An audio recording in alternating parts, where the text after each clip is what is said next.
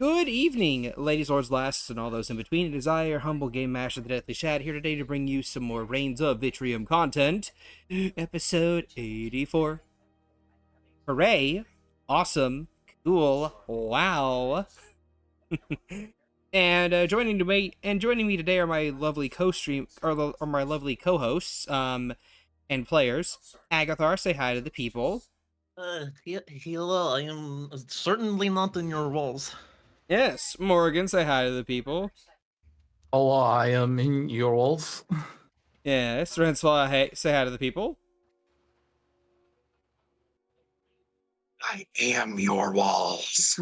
Oh my god. Oh my gosh. That implies something with what I said. Soren, say hi to the people. I want to move out now. And Vani, say hi to the people. I have currently barricaded the door. You can no longer escape. Oh, great. Alright.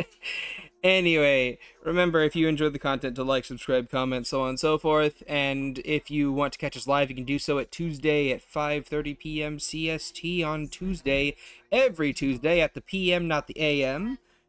And with that having been said, let's just get right into the session. So, when last we left our adventurers, Agathar the Kobold Rogue, Morrigan the Halfling Divination Wizard, Rencois the Rabbitfolk Monk, Soren the Rabbitfolk Samurai, and Vani the Rabbitfolk Smith, the party has been kind of just palling around Therboulder, the dwarven city in Vuori, having made their way there to meet up with a old mercenary company that Vani used to run with, to not only get a bit of information out of them, but also maybe get some help with dealing with the Necropolis and getting the ring for the Archmage of the Divine, before heading up to Abigail's cabin to basically, rescue her from being accosted by this kingdom nation, the human kingdom of Vuori, that Morrigan attempted to blow up. We're not saving Abigail. We're saving whoever's with Abigail. Yes, the Archmage of the Divine. Abigail don't need no saving. Yeah, she is invulnerable, I hear. That do be part of her name. Yes, and last session, Soren and Rencois had a lovely conversation, along with Agathar, had a lovely conversation with Soren's parents, who were maybe or maybe not a little bit racist. We don't talk about that. Delightfully, old-timey racism. just a little bit racist. Oh, you didn't tell me you had one of the good ones with ya. Referring to Agathar, they did not really like him that much. It's fine. They only view him as a rat. But they did get rid of their poison for kobolds at the end of the session, so there is that. Right. Did they say they did that? No, they lied and said they never had it, and they got rid of it in the dark of the night. Yeah. It's a Thing process. was taking the sample. Yeah. In the meantime, it's not going to take overnight. In the meantime, Morrigan is being depressed because, she's seeing the consequences of her actions. And, yeah, that's why. Yeah, we'll go with that. I mean, is not the breaking up of you and Rencois' relationship the consequence of your action to, I don't know, try and blow up a city, multiple cities? I don't even think Rencois registers that was the reason they broke. I think it was definitely just the leaving.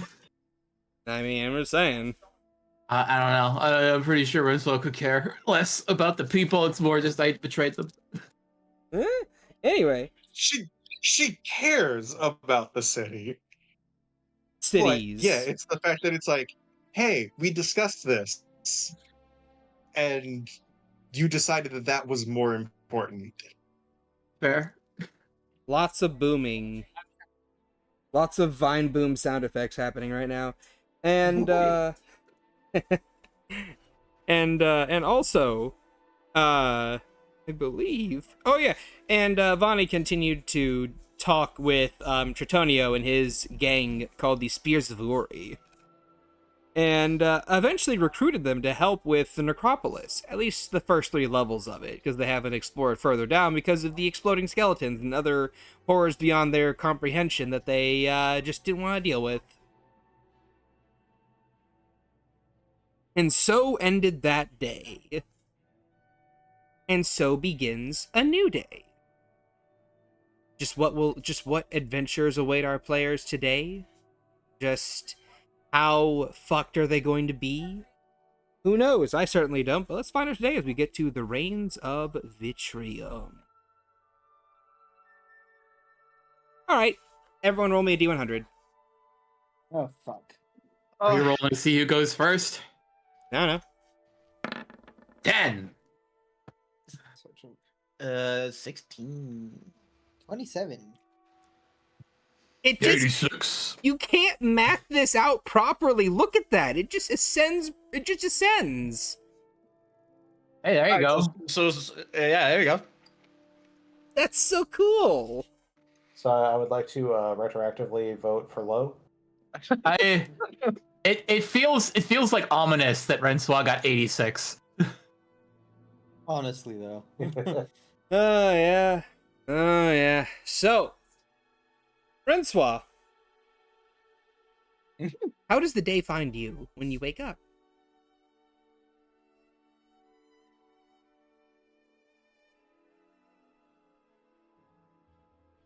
I think,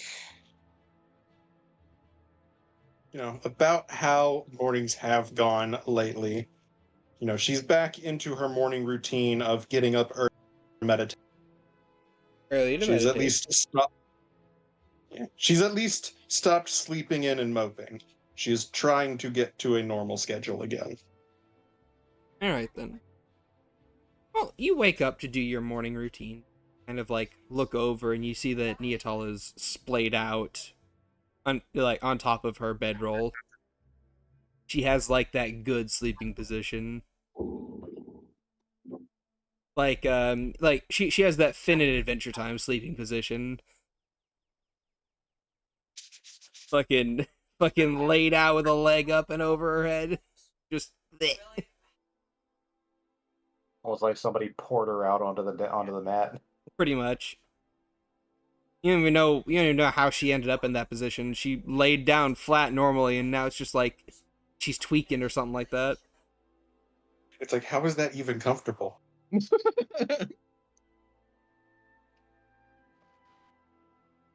She would just kind of shake her head at it.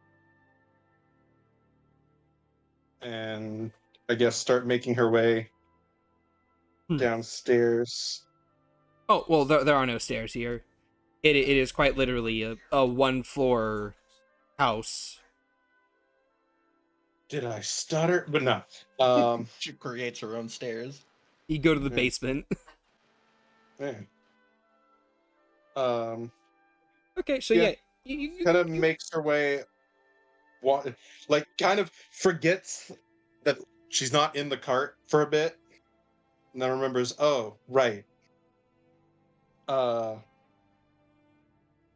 And will kind of sheepishly wander out to the main room, seeing if anyone's. All right then. Well, as you kind of like make your way out to the main room area, you kind of hear the sound of like moving dishes and a bit of clattering here and there, like very very very gentle clattering. Like the general breakfast dishware. Pretty much. And as you kind of like make your way around a corner to the kitchen, to the recreation area itself, you see Tark is currently in the process of getting himself a bowl of soup, and then kind of like using a heating stone to warm it up. Kind of like looks over to you. Evening. Morning. Morning. I Early riser. Well, I got work I got work in about a half hour or so. Gonna be up early for that. Fair enough. Fair enough.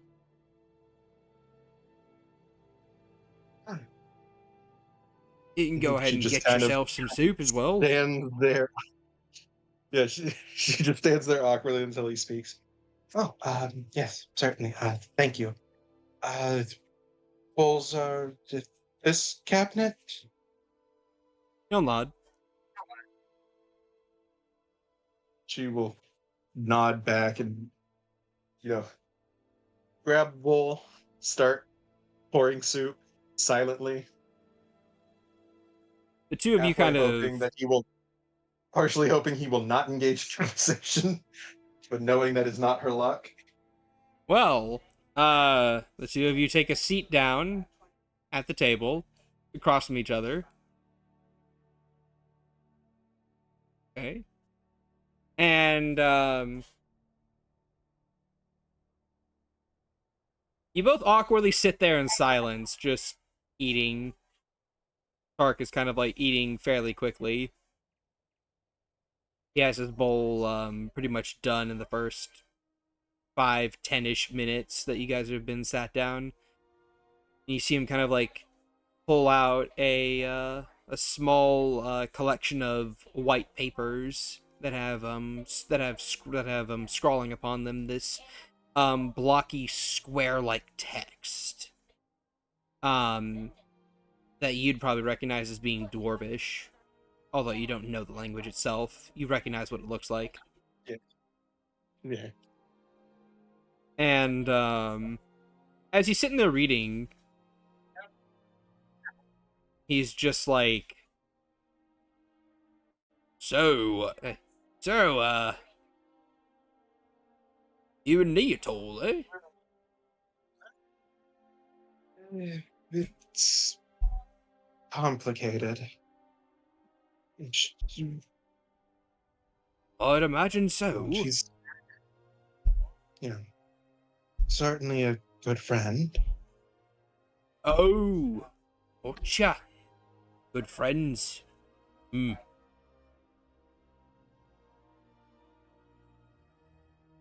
So, is it? She's a good person. No, I'm just curious. So, is it strange being friends with a person that you know's all like in that like could be all like into you and stuff? Not particularly.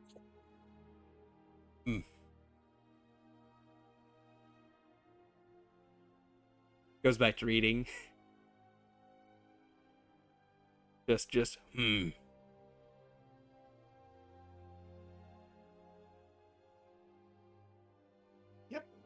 The awkward silence stretches Yep. for another Slurping minute. soup. So what's got you up all early and whatnot? Meditation. Oh, It's you don't have a job? something I've done. Well, I mean, yes and no. In theory, I'm still, apprenticed to my mother, well, mother figure, and running errands for her, odd jobs on the side. Adventuring does well enough. Yeah, adventuring. Not a stable job if you ask me.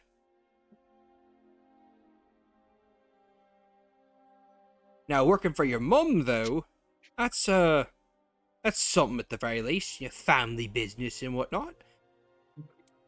What's the business? Yeah, she was like, Definitely not necromancy.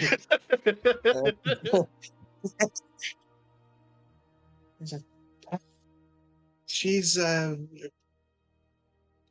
caretaker of sorts, like like nature sanctuary type deal. Oh. Druid types, eh? Indeed, I was trained in the druidic arts by her. Huh. Alright then. Just in her mind, just sweating. Bullet dodged. Bullet dodged. So, you hear some rumors about them there druid types. Bullet not dodged. Bullet not dodged. The bullet is Ricochet. turning. The bullet is turning. Ricochet! Ricochet! You, Like- how do you and your mum do, wildlife conservation? He kind of like peers from over his from over his newspaper at you.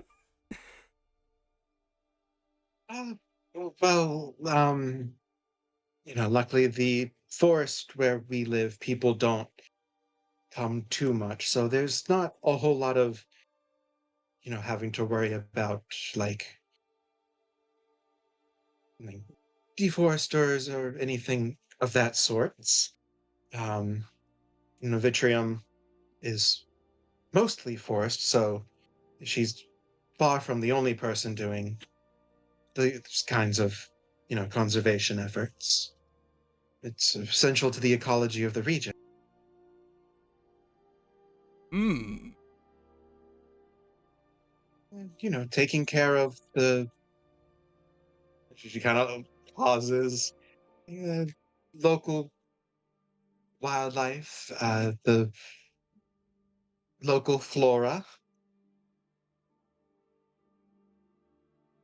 Just making sure the forest stays healthy. Oh. And can you turn into animals? I hear druid types can do that.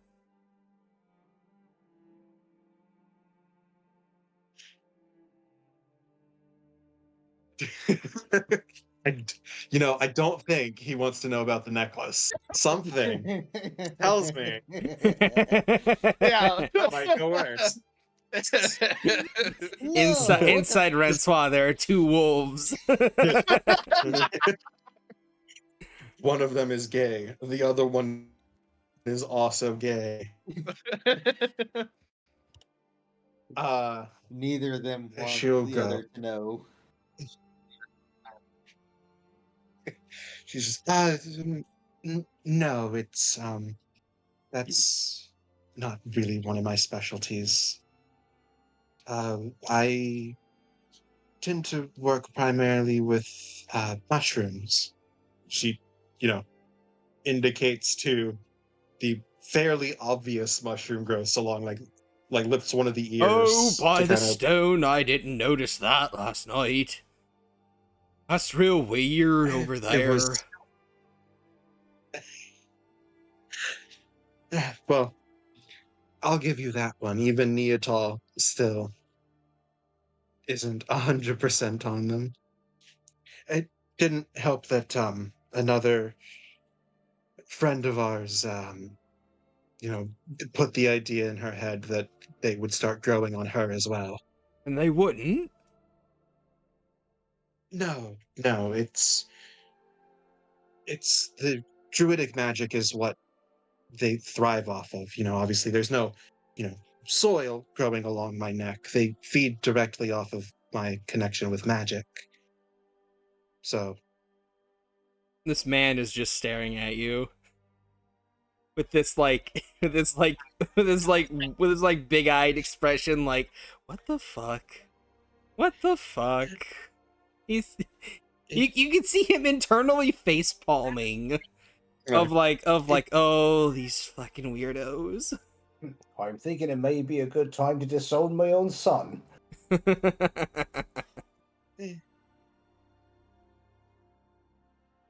they can be useful. They are. I hesitate to say it's like owning a pet, but Ain't like any pet I've ever owned. I don't imagine it would. No, it's certainly a druid thing, and even in a very limited circle within druiddom.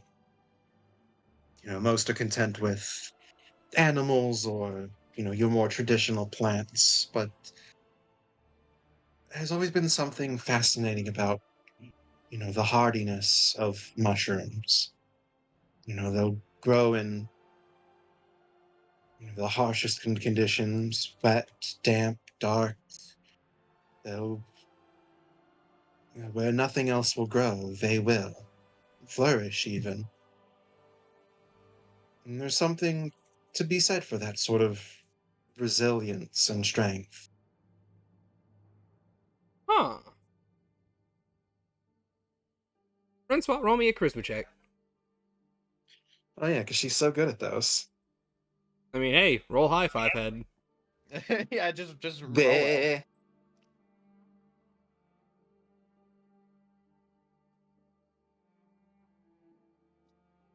Flat charisma. Yeah, flat charisma. I don't know why I'm saying that as though like she has training in any of the charisma skills. It would be the same.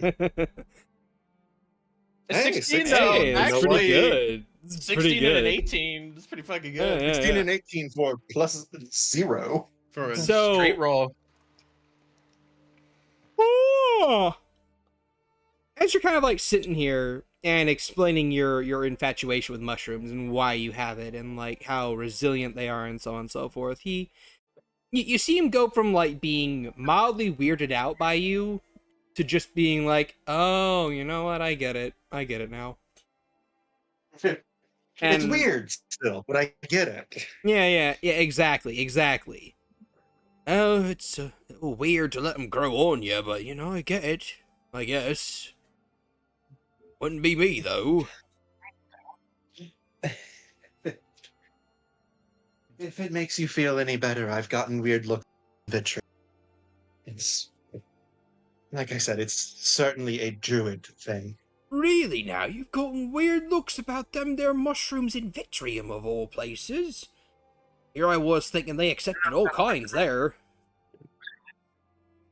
I've never been harassed for it, but it's it's within mortal nature to, when you see something that you haven't before, to take note of it. Huh. Couldn't be me, it's a bit rude to stare. She does not make a comment. Unfurls his paper. And you see him just kind of like looking at his paper, and then he kind of like gets a bit of a puzzled expression. Huh. Delegates from Bernolder are on their way here. From Bernolder.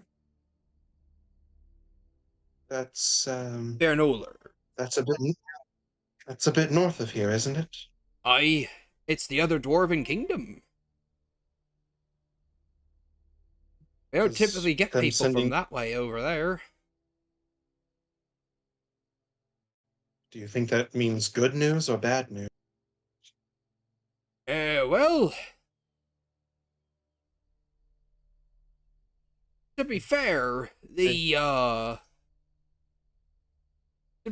two kingdoms don't get along all that well. They're a bit rivalistic. Hmm. Kings don't really much care for each other. So unlikely to be good news then. No, not really. Of course, this won't interrupt work none. He kind of folds his paper up and then sets it on the countertop before standing up. Regardless, Gotta get on my way. And he walks over to the wall and picks up the hammer off of it.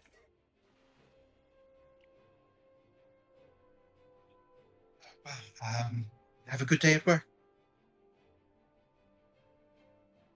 He nods. Yep. You enjoy that soup.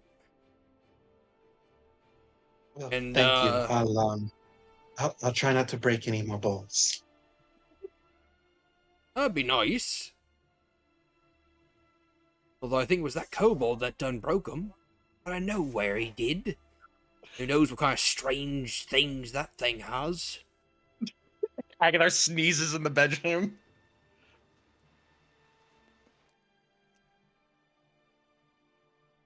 And he begins to pack up and leave. Smart decision. Yeah. Otherwise, there will be another broken bowl. Across his head. And I would say around this point in time, you kind of hear a bit of light movement from down the hallway as he leaves, exits the door, and so on and so forth. You see Neatal emerging from within the hallway. Is he gone yet? No. She's looking fairly tired.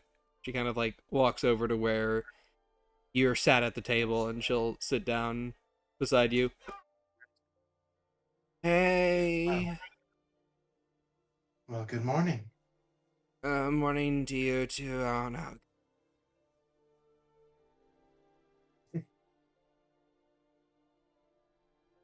You look like you crawled out of the Necropolis. Better than that, I think. Mm. You know, at least Here's- at least I don't have a bunch of bones and skeletons in me.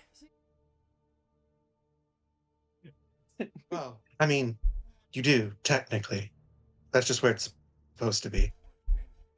Agathar's eyes lens flare. So, are you okay?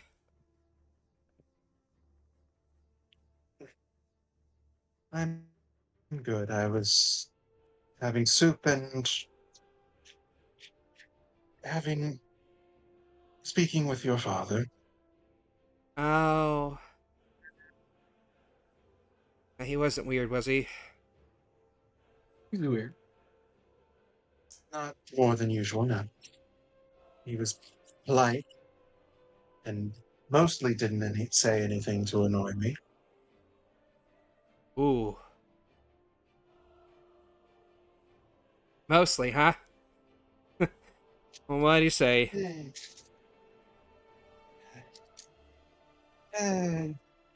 Just some mild comments about Agathar, nothing egregious. Understood. Sorry. It is what it is. Probably should have warned you guys about, you know, their viewpoints on kobolds. If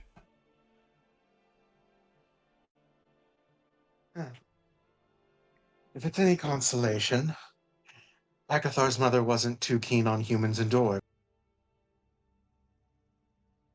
Oh, well, you know why. Especially if she's from I here. don't seem to get a... She is. So...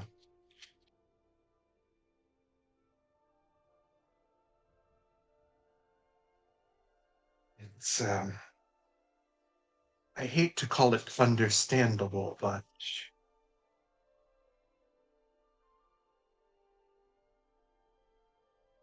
Well, I mean, yeah, it could be worse.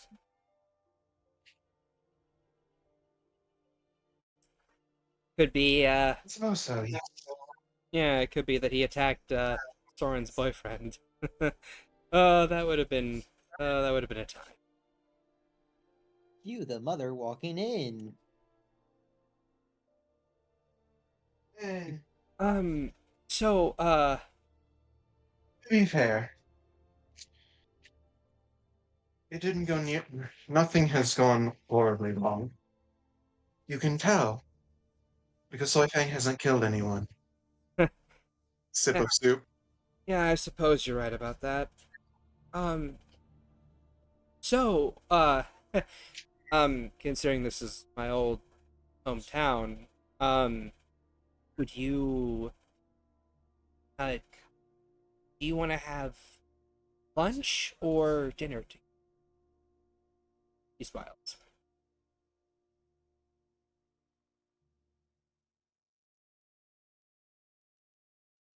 I think lunch would be lovely. Okay, then I happen to know a couple. Do you have any food preference?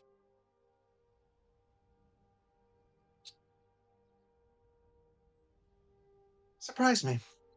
I've never tried dwarven cuisine, so I don't know how vegetarian their options may be. Not very. Here Eh, in the underground, they don't really have a lot of plant life to grow. They don't really have a lot of places mushrooms. to plant soil and what. So they tend to have beasts of burden and a lot of meat based diets. True, but I would imagine they at least have some mushroom-based cuisine. Well, of course they do. I was just Well, saying then that there we like go. I know. I was just saying that a lot of their options are not vegetarian based.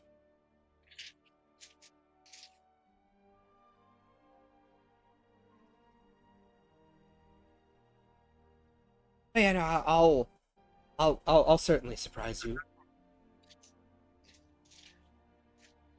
I'm I looking forward to it then. Yeah. Um. At any rate, I'm gonna. Uh, I suppose I should ask. Where are you wanting to go? Like from here? Like you wanting to hang around and talk to my mom a bit more with my brother, or We should we should let everyone wake up and see what the plan is from there. We shouldn't just disappear. well, I mean, of course not. I was wondering like, I, I was asking how long you're going to be here specifically, so that way I could maybe get to searching.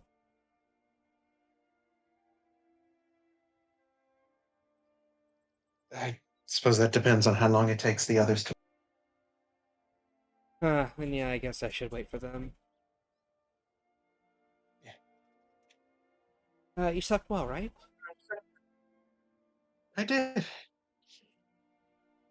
And despite your appearance this morning, at least while you were sleeping quite soundly, somehow, the way you were Oh, pretzeled, yeah, that happens on occasion.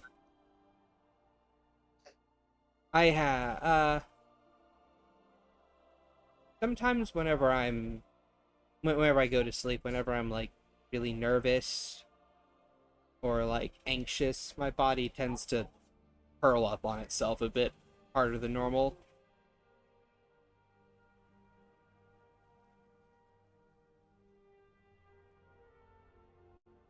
nothing wrong with that.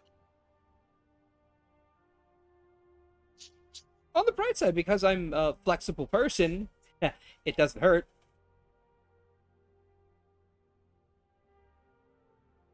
I mean, I suppose that's good. Yes, my roguish training, some might say. She'll say with a wink and a couple finger crossbows, like, hey, hey.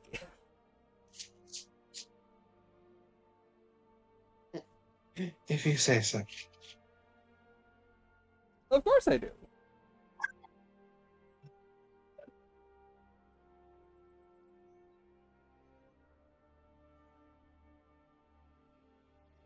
And do you Do have you a wish to join me for soup?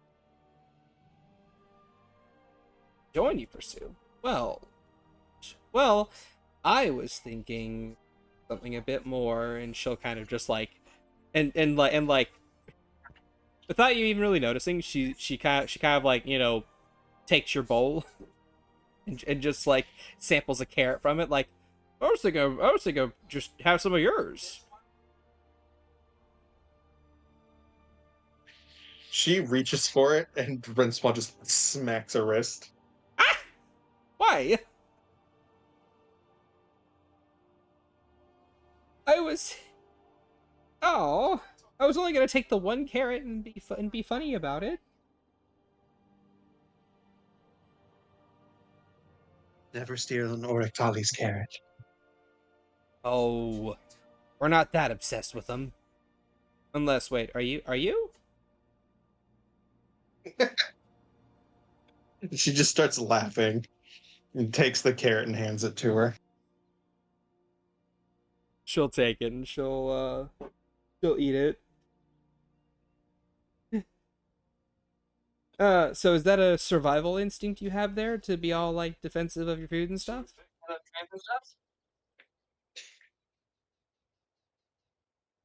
I'm trained by Mel. Everything is a defense.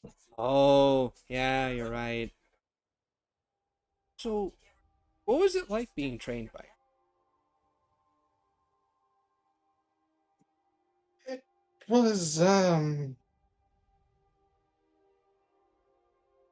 it was. It definitely was. No, despite what rumors and others may say, it wasn't.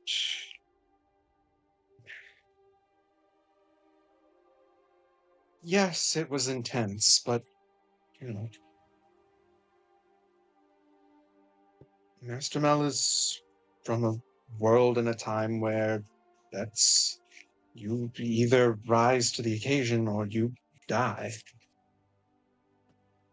Vitrium isn't that place now, but those instincts run deep, and well, it's not as though the bramble is safe.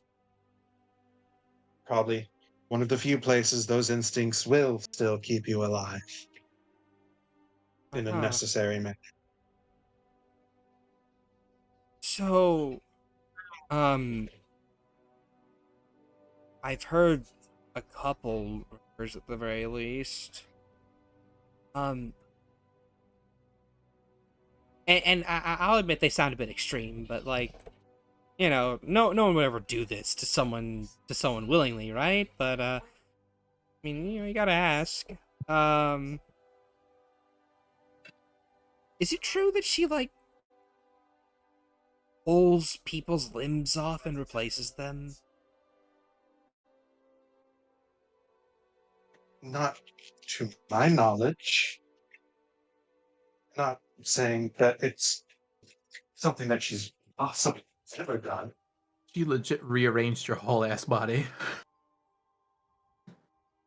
Yeah, but that's different. All right. I mean, Well, I mean, I you know, only asked because you're tall now. When you were like short that before. was. I would describe it a different way, but yes, she. Well, to put it quite bluntly, she plunged her fist into my chest, rearranged my internal life forces, and that's kind of how it was a side effect of the things. I didn't feel useful. I was watching, your brother and Agathar rush into combat, and I always felt like I was holding them back. So I asked Mother if she could help me with, sort of. I had always trained in, magics, and I did my meditations, but I suppose it really wasn't until I started traveling I realized just how underwhelming my physical capabilities were. Granted, that is not how I expected her to help, but I cannot argue with the results, though I do miss being short at times. Uh-huh. So she just kind of, and she makes like a punching gesture, just like right in your chest. Yes, pretty much. It's I mean, she did relatively similar for Soren with his, although that was poison barb that she planted into his heart, but relatively I'm similar I'm concept. sorry, she what?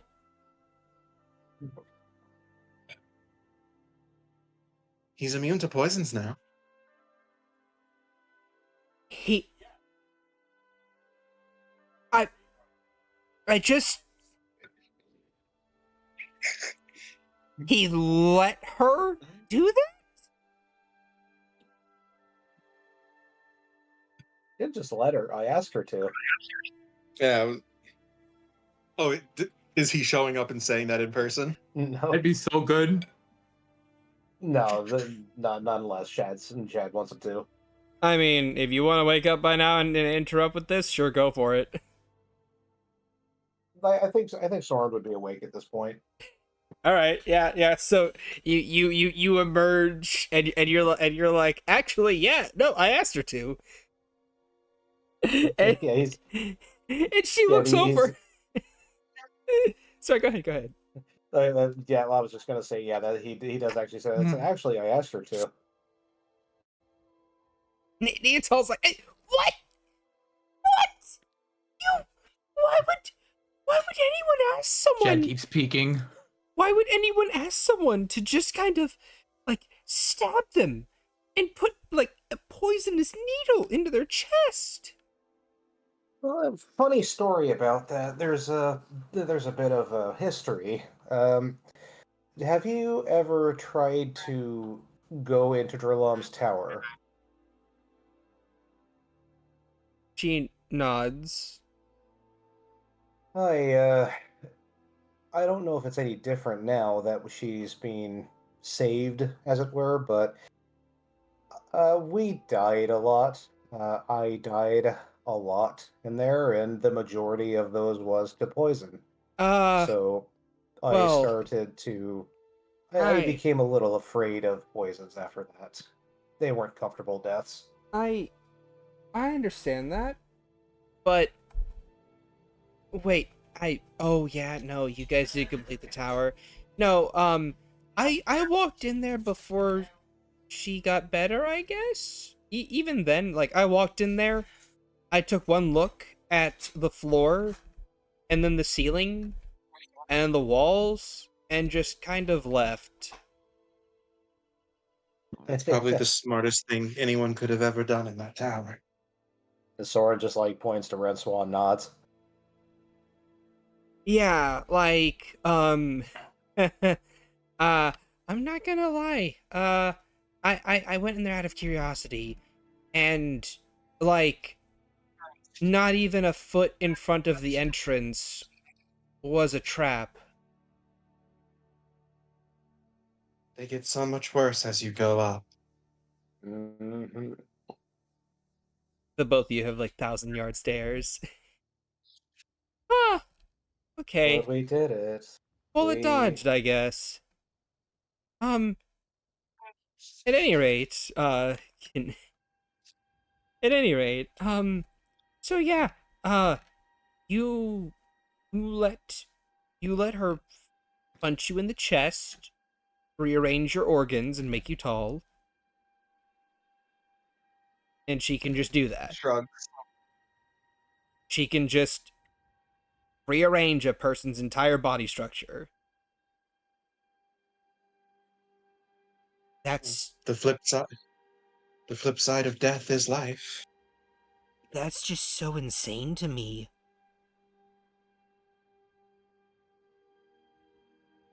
Remind me to never let her touch me. If she wants to touch you, she will. Oh, that makes it so much better. Oh my. I don't know. She seems nice enough just to chuckles. respect boundaries. I don't know. She She does, seems nice yes. enough.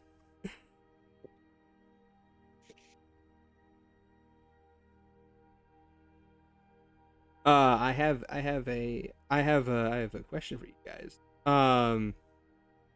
Actually, no, wait. I need to roll something. My fault.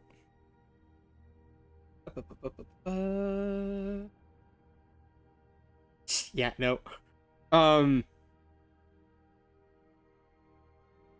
The both of all three of you, Neotol included, would probably hear like a small little like sound from down the hallway.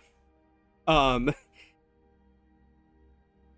then if you both look, you see Soren's mom is there at the end of the hallway, just like she sees you guys see her, and then she just starts whistling and walking down the hallway. Evening, the two of you. Been Morning. doing all right Morning. today.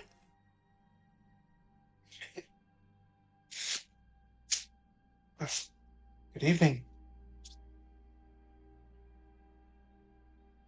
Good evening. Doing all right?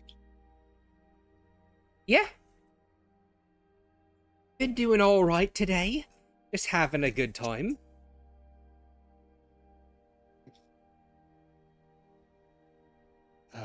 Do you want soup? There's soup in the kitchen. Oh, of course I know. I made it myself last night. Ha Ooh. Ah. The both of you, like, no insight check needed. She heard a bit about Mel and the conversation beforehand. She's choosing to ignore it. Or she's choosing to try and pretend she didn't hear anything. A good call. All she hears is just like someone rearranged someone's body and just like put a stinger in her son's chest. Like, I don't want to know more about this person. I want to know less. But yeah, no, she'll start getting some soup bowls for both herself and for Soren, and she'll actually think for a second or two, and then she'll grab another bowl. This one, and she'll look to she'll look to Soren. Speaking of, where's your little pet? Where's your little pet? Your friend? He grimaces a little bit as she says pet, and he just says, he's still napping upstairs. He should be down momentarily, though. Well, that's good to hear. Anyway, so I got him a soup bowl. It's right here. There's a dog on the side. You would probably notice that it's the same soup bowl from last night because it hasn't been cleaned out yet. Does it already have soup in it? No, it has some residual stuff left over from the soup that was put in it last night. You grabbed it from the sink. Oh, so she just basically grabbed the first bowl that was available for him. No, didn't she bother grabbed cleaning it. Agathar's bowl that he used last night. Yeah, but she didn't bother cleaning it out. Correct. Yes, Correct. exactly. Because a kobold ate from it. It's going into the incineration pile.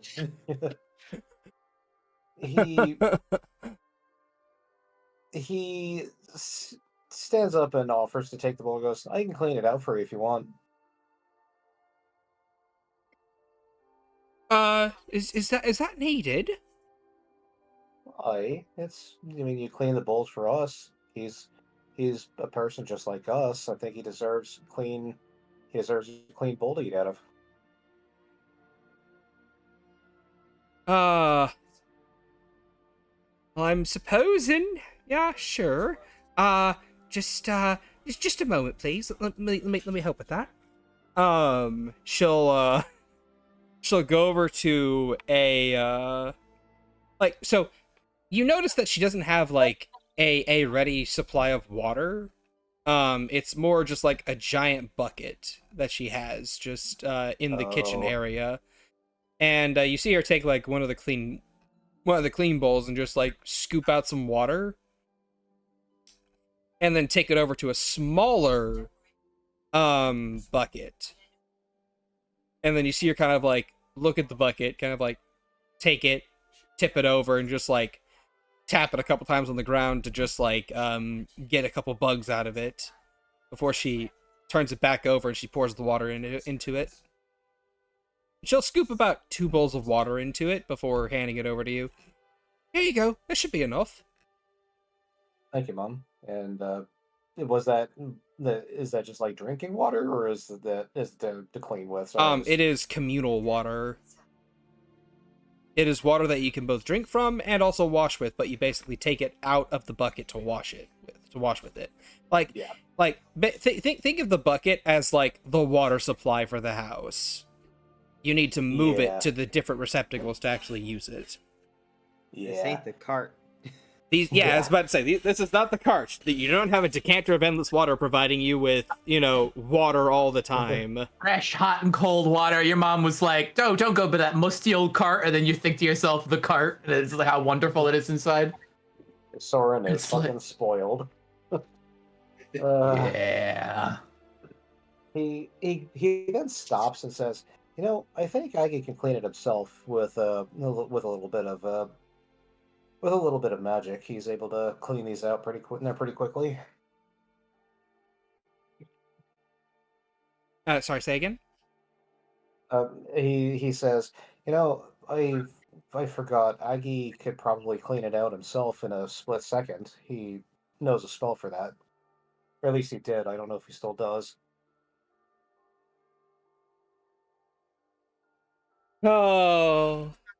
She gives you, like, roll an insight.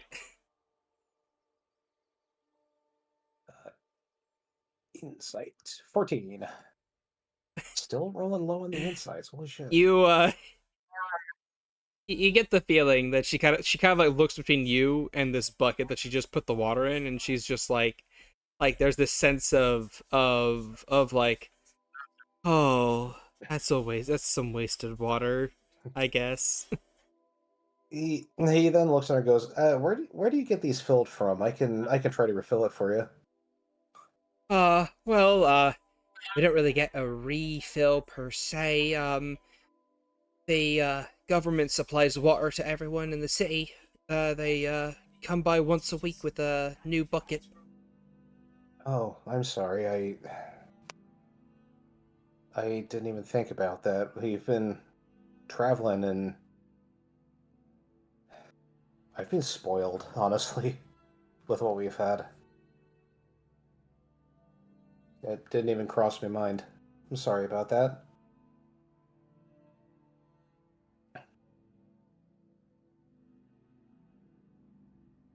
So, It's fine. So, Mom, I had a question for you. How do you like living here in Therboulder? Me? It's Hey, fine. you and Dad. No, you and Dad. Are you happy here? Are you wanting something more, or are you wanting to get out and see the world? Oh. I'm no adventurer, Soren. I'm just a old housewife trying to make amends to, her 2 children. She'll give you a Neatal smile. And just living my life as normal. He nods and says, "Have you ever thought about moving to Vitrium?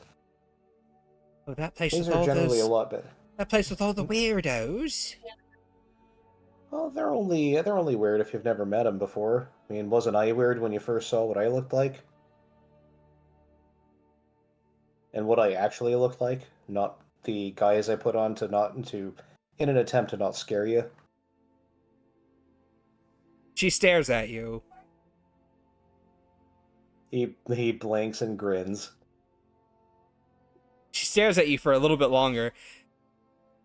At any rate, it's the place with all the weirdos, isn't it? I'm not sure. I'm not sure how I'd handle if someone came up to me and asked me if I wanted to join an orgy or something. It'd be weird. I'd have to say no, I'm married. And they'd probably go, ooh, get your husband involved too. And I'd be like, no, that's weird. That doesn't happen in Vitrium, Ma. It don't. No, it doesn't. I'm It sure happens they here have. with me and my husband. It's like I'm sure you could. Well, I ain't even sure if there's any place where you can get into one. Honestly, it's pretty high class place if you know all things considered. Oh, well, then we can't afford it, can we? If it's high class. There's plenty of job opportunities there to get you employed, and they pay well. Well, your father does the mining around here. They don't have any mines over there. They got the one mountain, but they don't mine it. Is that true from what Soren knows? Yes. He nods and goes, "Oh, you're right about that. Does he like mining? Has he thought about a change in profession?" He's been a miner for the past 20 some odd years since he came here. Not sure why'd What? he go about changing it anytime soon.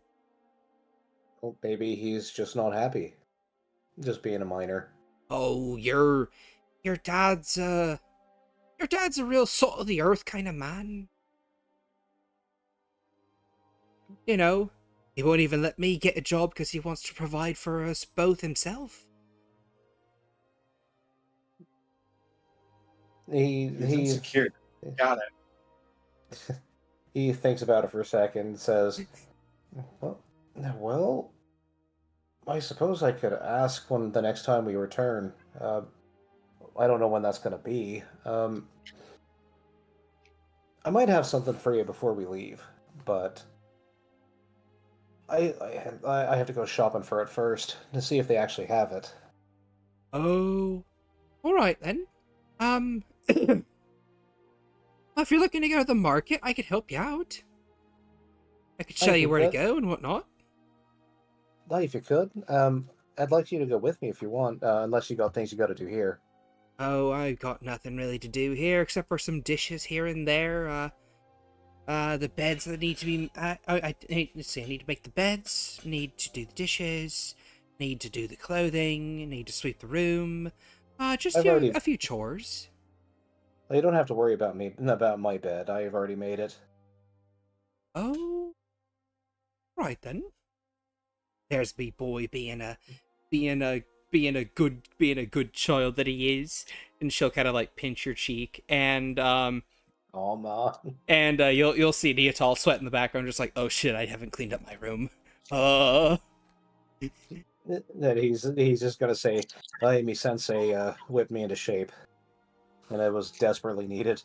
Oh, you had a sensei, did you?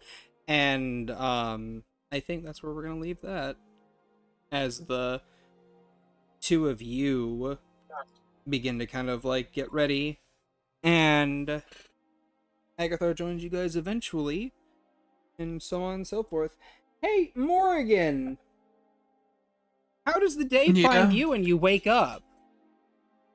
God, I don't know when she wakes up. She's been awake for like 2 days straight. So like, when would she wake up? Late. Probably late. Yeah? It's probably pushing like 1 o'clock in the afternoon as her eyes start to like creak open. and realizes no one's come by. Then she sees like the coffee and just ugh. It is warmed. And you see seated across from you, kind of like beside them is Smudge, but like you see this white furred Tressum just looking at you. Just scowl at it. She gets to her feet, steps over the coffee back. She goes into her room, Smudge following behind. I don't know. Morrigan's too damn stubborn for her own good. Doesn't like accepting help, especially from people she thinks are better off than her. She doesn't just aimlessly paces in the emptiness of that room. She's torn apart.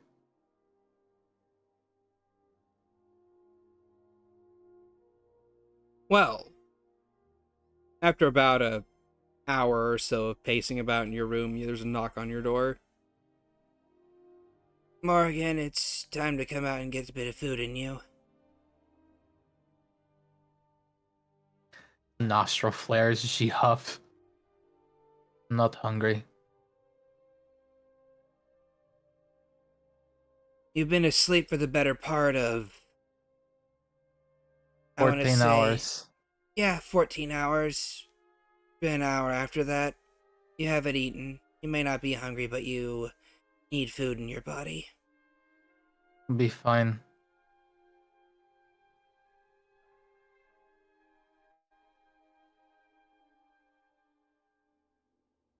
Eat when I know. I'll eat when I'm hungry, when I wish myself. I don't need you waiting on me.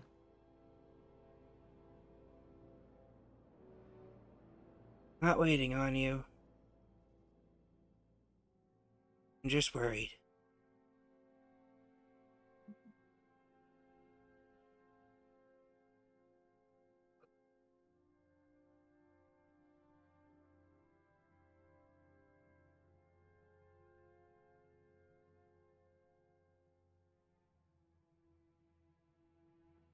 You have your own party and your own endeavors to worry about.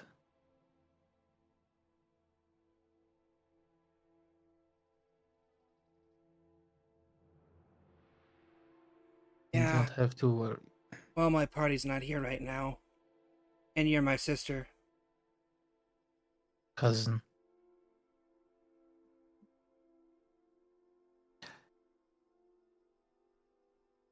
Last I checked, we all made a pact together whenever we were children.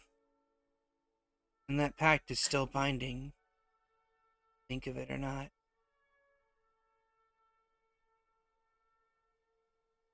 Almost smirks with an exasperated sigh. The coven ceases when their numbers are less than 3.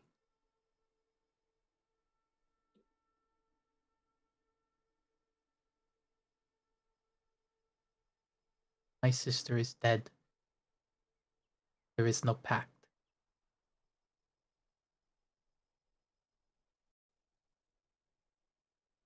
We aren't dead. The pact remains. Even if the coven is...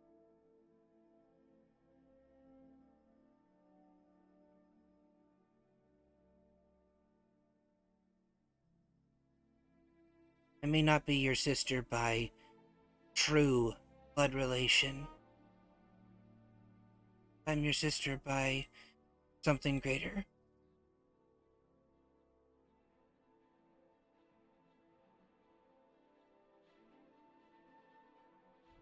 You're hurting right now, so I'll forgive you for forgetting that.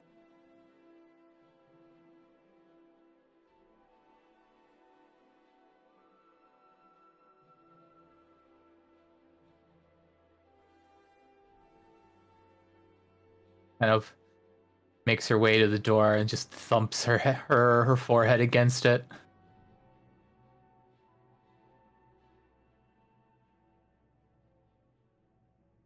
I hate that you're stubborn like me. Runs in the family, doesn't it? Grimaces. Imagine Unfortunately. imagine if Percival was here right now. She wouldn't be sitting on the other side of the door talking to you. She'd have broken the damn thing down. Don't talk about her. Why not?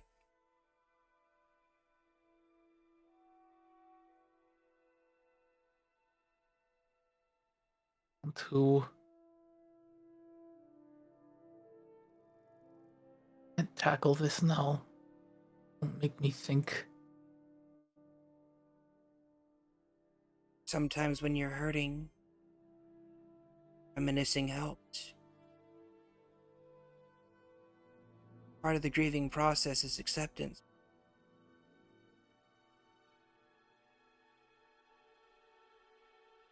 Been in wrath for so long that you have properly mourn.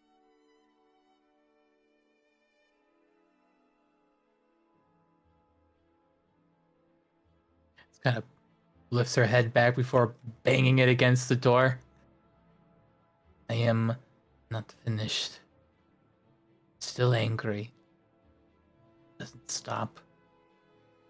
Why would it stop? It never will. Doesn't mean that you can't try to find some peace. Doesn't mean you can't try and find some peace. In fact, I think I'd like to do something with you. His shoulders just slump. What? You weren't really... Oh, I didn't know you were alive for it. Would you like to have a wake for her? No. Takes a step back from the door and starts walking to her bed. Don't go away.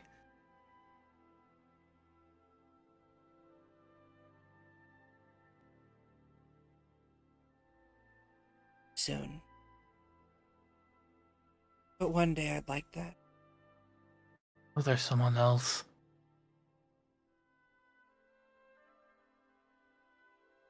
There's no one else I want to bother more than you.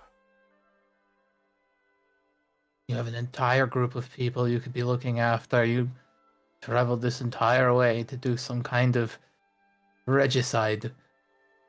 You have much to plan. You should get on it. And get off of me.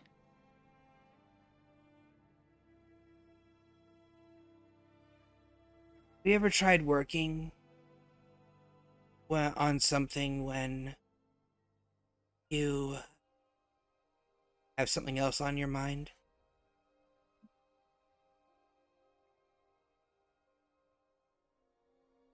I have. You find it impossible to do anything.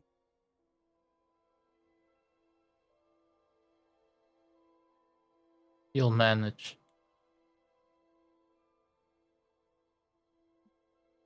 Well, I can't. I can't really concentrate on whatever it is I'm wanting to do while I have you on my... Not my fault. No, it's not.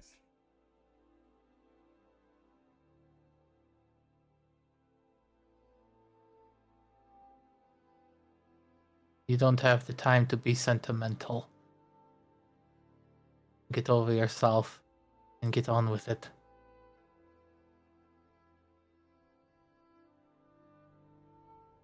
Oh. Maybe you're right. But...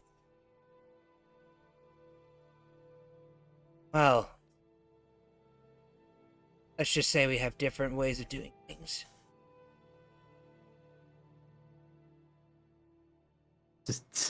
Is sitting on the bed staring at the door. That is apparent. Very.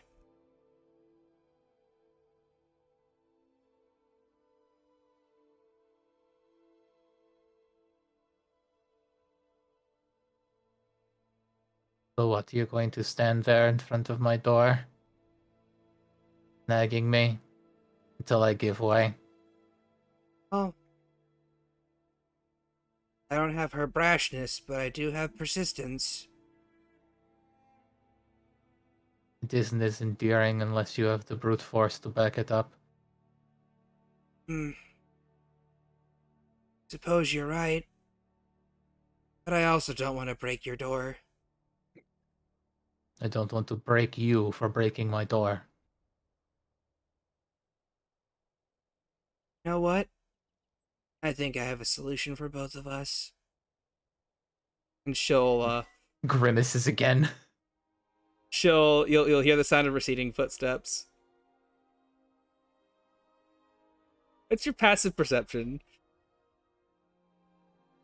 My passive perception. You realize you can't teleport into this room. Yeah, I know. I'm just asking your passive perception. You hear the sound of receding footsteps followed by thump thump thump thump crash. Oh, I have just the funny thing for this. It's 15, surprisingly. All right. You hear, you hear a bit of murmuring down the hallway, followed by "Sweet, really awesome," and then you hear the skittering of Amalia as she skitters down the hallway, and she doesn't slam into the door. You hear her kind of like suction cup to it, and then you see a squirming mass of teal tinted slime slithering under the door, forming a hand and then slowly slithering up to the top of it to begin unlatching it. Oh boy, oh boy, oh boy. I'm gonna get so many sweets for this. It's a new day. I'm gonna do something real quick. Eloise, you fool. Once promised, you cannot go back. She will Alright, devour everything. I forget what the roost says. It says no interdimensional travel, but what does it say about banishment? That is interdimensional travel, isn't it? Yeah, it's sending them to a different plane, so... You think. It's not willing interdimensional travel. That's fair. It's Amalia's still... really powerful, right? Like, I couldn't possibly kill them. Why would you want to kill them? That's why they remove the hand. I definitely gonna like walk over and then just like put my boot on the hand as it starts to form. I mean, it's a slime. Yeah, but she still kind of acts like pretends to be a person. And she kind of like kind of grumps out. I was told I have to unlock this door. Whose home are you in? I think Agathar owns it now. Grimaces. It's not wrong.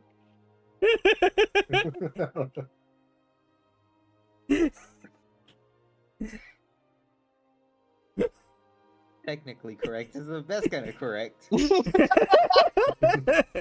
She is going to she snaps a finger and casts a spell at Amalia. She rolls a 2. All right, what's the spell? Phantasmal Force. Okay.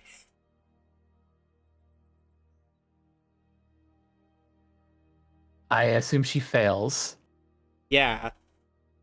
The a illusory image of the most delicious thing she's ever seen appears behind her, and she is aware of it. All right. All right.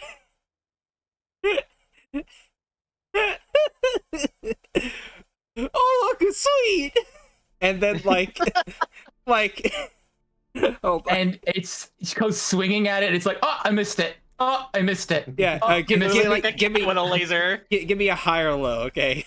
It's literally Oh, a cat with a laser. It is the best thing about this spell is they rationalize every miss. I know this. I'm asking you to give me a high or low for a different reason. High. Okay. You watch the hand disappear from beneath the door. As you hear just like rambunctious skittering throughout the house, just like oh, I'm gonna get you, you big sweetie! Oh, don't you roll away from me! Oh, it just like just like bouncing around as you hear Eloise just kind of laugh. Oh, I see how it is. All right, option 2. You then hear a knock at your door. And then that knock resounds throughout, and your door unlocks. Just like she's like bent over, like in her chest, pulling something out as the knock goes off and her head shoots up. You dirty bitch. Are other ways of getting things done? I didn't want to have to use a spell, but since you showed you were willing to use magic, I felt it was prudent that I did. Amalia doesn't count. She's like a pet or some kind of sit-in rat in the house. Yeah, hi mom, how are you doing? Or how did Vani explain her cursed object? Eloise opens the door. All right, come on. Just like a sneer at them as she's rolling up the what's it called again? She is rolling up the hole. What's it called? Portable hole. Portable hole? She's rolling up the portable hole and tying it up. You've gotten my door open. Surprise. Now what? You going to drag me out of here? Well, we could certainly do that. Or you could just, come civilly.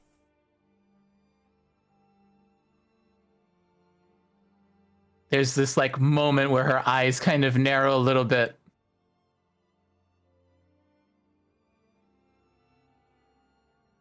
Option B, as I point and cast polymorph at them. Oh, okay. Option A. Option A, she counterspells. Yeah.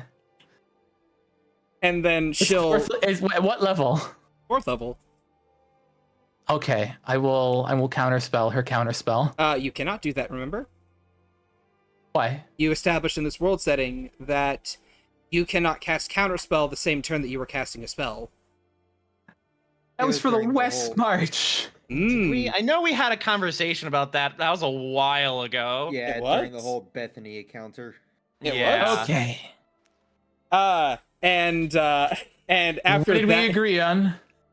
I believe we agreed on people being unable to counterspell a counterspell while they are casting a spell, I think.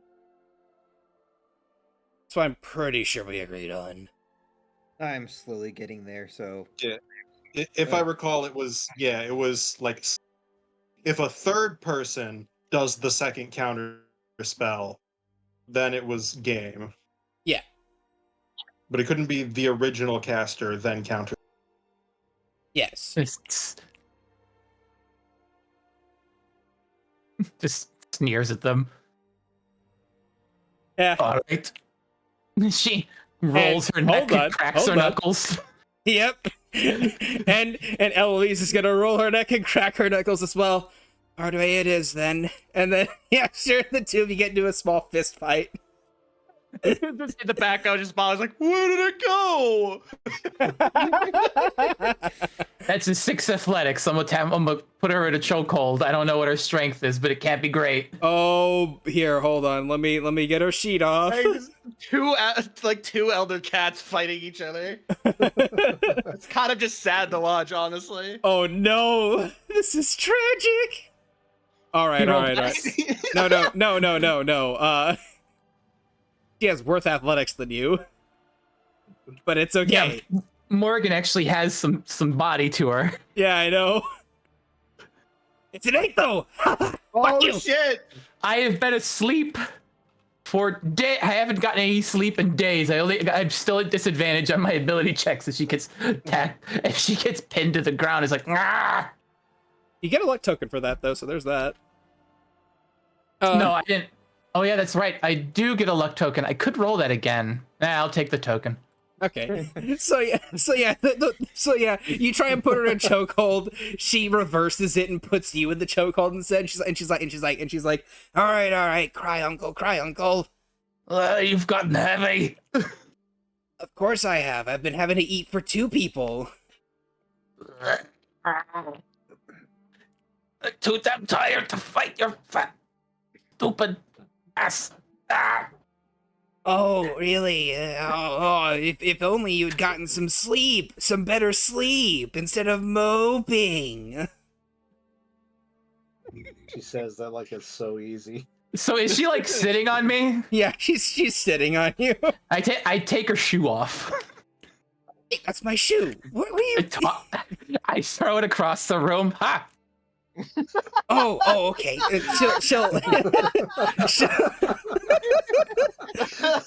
She'll pinch your cheek and like tug on it. Oh, I bite her foot now. You bite her foot. Oh, you jerk! She'll tug on your hair and she'll bite you as well. Ow! Hold on. You little gremlin. It was an 11. It was an 11 to bite. You bite her, she bites you back harder. You're just like, oh!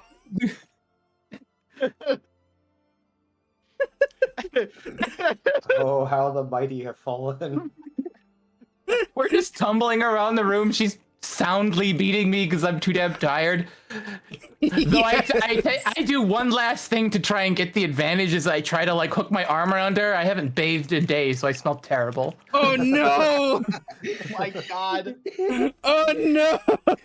Not the It's double nat ones. It's just me getting my ass whooped. You get 2 tokens for that?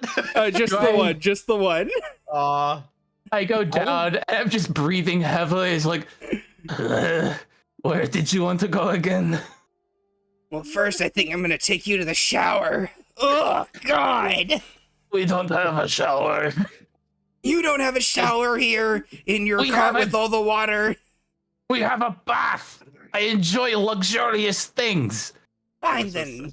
We're bathing together. She got like hooks and arm around your neck and just like drags you out of the room to the bath. Amalia! I dropped the spell. Eloise has sweets in her bag. Amalia, there are sweets in the kitchen. There's a No, whole they're bag. not. There's a whole thing of sugar. I promise you, she has the sweetest candies in her bag. Roll a post charisma check. This is literally just like in the corner, they were just like, this is so worth coming back for. Just cast Phantasmal Force on her again and just have her believe that the sweets are in Eloise's bag. I'd like to think that she's currently like sitting there looking between the two of them like a fucking dog, just like, oh no, Hey, yo. oh no. Oh no! Vani, meanwhile, what's all this racket? Oh no! I can't. Oh no! It's so bad. Okay, hold on. Okay, persuasion, you can do this. You can do this. No. Oh, it's so close. Hold on. It's another one of those instances where Roll20 is like, no, I want to see how this plays out. Let me Yeah, right. let me look. Tokens. Let me Who's look. got tokens. Oddly enough, yeah, she does. He has one token. I'll use 2. No! I was banking on you saving those. No, I'm petty. Eddie with a capital P. Amalia looks between the two of you. She's like, and she said, "Oh, he's so sweet! Hooray!" And she kind of like, she rushes forward. And she actually, oh, okay. So she rushes forward, and Eloise like, "No, no!" And she tackles the both of you, and the both of you go right inside of her. 2 for the price of 1. As you both find yourselves inside of this warm jello-like slime that is surprisingly breathable. It's so weird. Doesn't breathe. I'm gonna be real coy with you here. I definitely don't breathe in this. I figured. Can I suggest something? Since Morgan hasn't bathed in several days, the moment she lands in Amalia's slime, there's just like this brownish green cloud that just starts like floating off of her. Wow, I don't know why it'd be brown and green. Fuck you. It doesn't be funny. No. I will say both you and Eloise begin to see like some light sizzling along your skin. It isn't that you're being eaten, it's that like everything is basically your outfits and your skin is like being clean. As like you see Eloise's bag just get opened up and like stuff floats out of it. And, like, you see all the food inside of it just go... There's this moment where we're both in here looking angrily outward before we look at each other, and then Morrigan has, like, the slightest shit-eating smirk. And then, like Amalia, you just hear it's just going, "Oh, something tastes like shit in here." No, she has no taste buds. Don't worry about it. Wow, that sucks. But yeah, Truly cursed. Eloise looks at you and like she's angry for a moment, but then she fucking smiles and like Morgan immediately frowns at that. It's one of those things of like you can roll an insight if you want. She beat me up into being feeling better. I hate it. 6. A 6? Yeah, no, pretty much. You know her well enough. It's one of those things of not only she's laughing at the ridiculousness of the situation of like both of you are now inside this slime woman being cleaned and her food's getting eaten, but also you smiled and she's happy about that. I'm getting the hell out of this. Push my way out of a roll in athletics. All right, I'm gonna do an athletics. 17. Okay. The both of you managed to. No, I'm not taking her with me. Oh, she rolled high. Damn it. Yeah, she did roll high. Yeah, the both of you managed to just kind of like in unison squeeze and slither out of her again, and just kind of like patomp, you're deposited onto the floor. And you see Eloise's bag just kind of like she looks back. Amalia, could you please return the rest of the stuff that was in my bag? Huh? Oh, okay. Sorry I ate you both. And then she kind of like spits out like a couple water canteens, some books and stuff like that. Great, all the magic items are gone. All right, I'm gonna go get the sugar in the cabinet, and then she skitters off. I definitely feel like you will not eat the sugar in the cabinet, or I will reduce you to the size of a pinhead. Just crackling green lightning at the ends of her fingers is like...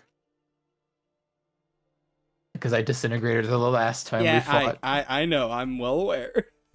She looks at you. Eloise, you said I could have the sugar in the cabinet, right? You got one of the two you chose. Aww. Okay. I'm still so hungry. She Eats she plain old sugar. flops. She flops, goes flat, and begins slithering from her belly, just like fucking stank on the ground. It's just like that thing. Eloise just pinches the bridge of her nose. I mean, she has her uses at the very least. Bathtub?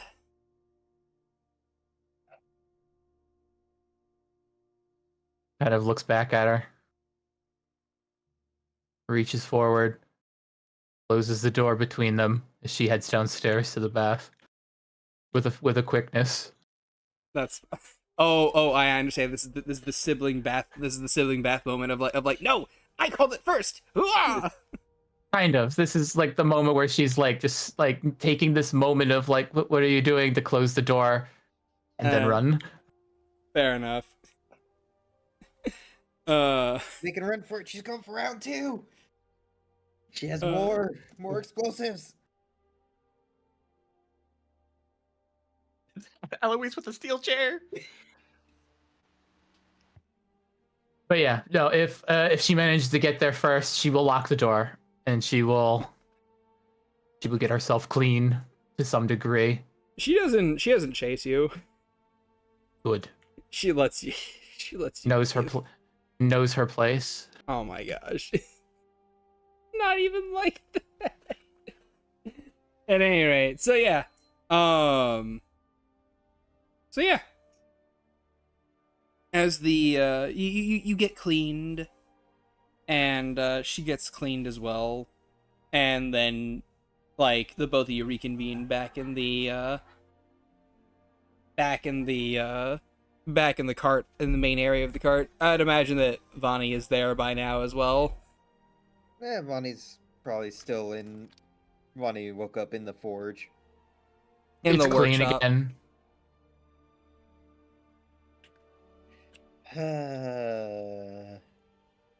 I think she's like stationed one of the 3 like invisible servants to be constantly in that room.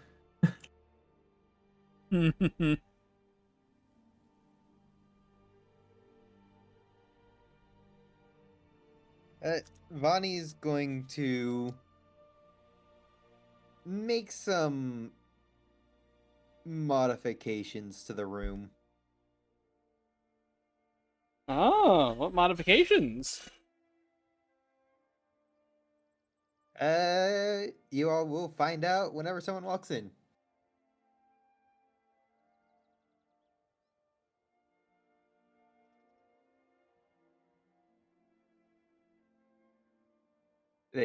But it is not pretty. Once she's done with the modifications, she will head outside of the workshop, stretching, and just, I assume at this point, just see Eloise walking out.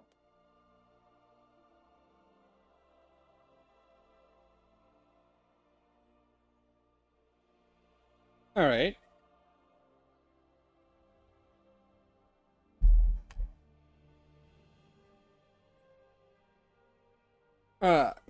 Second.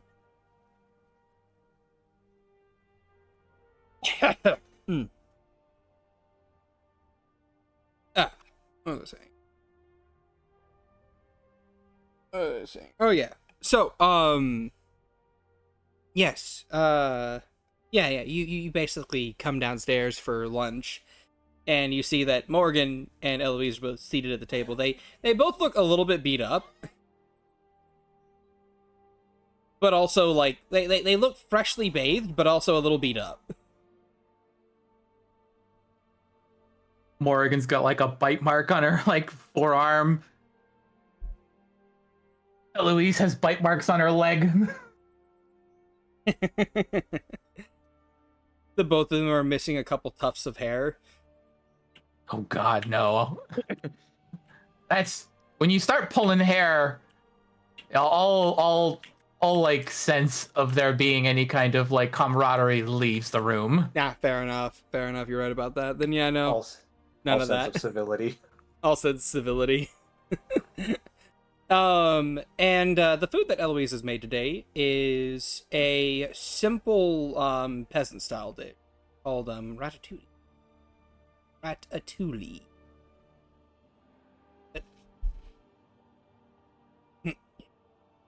Vani will sit down at the table and just fall over her face on the table.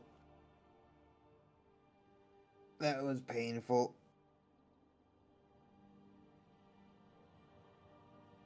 Morgan's eating like, I don't know, a croissant or a bagel, whatever simple food is just kind of hanging out, staring at you. You have a bed, you know.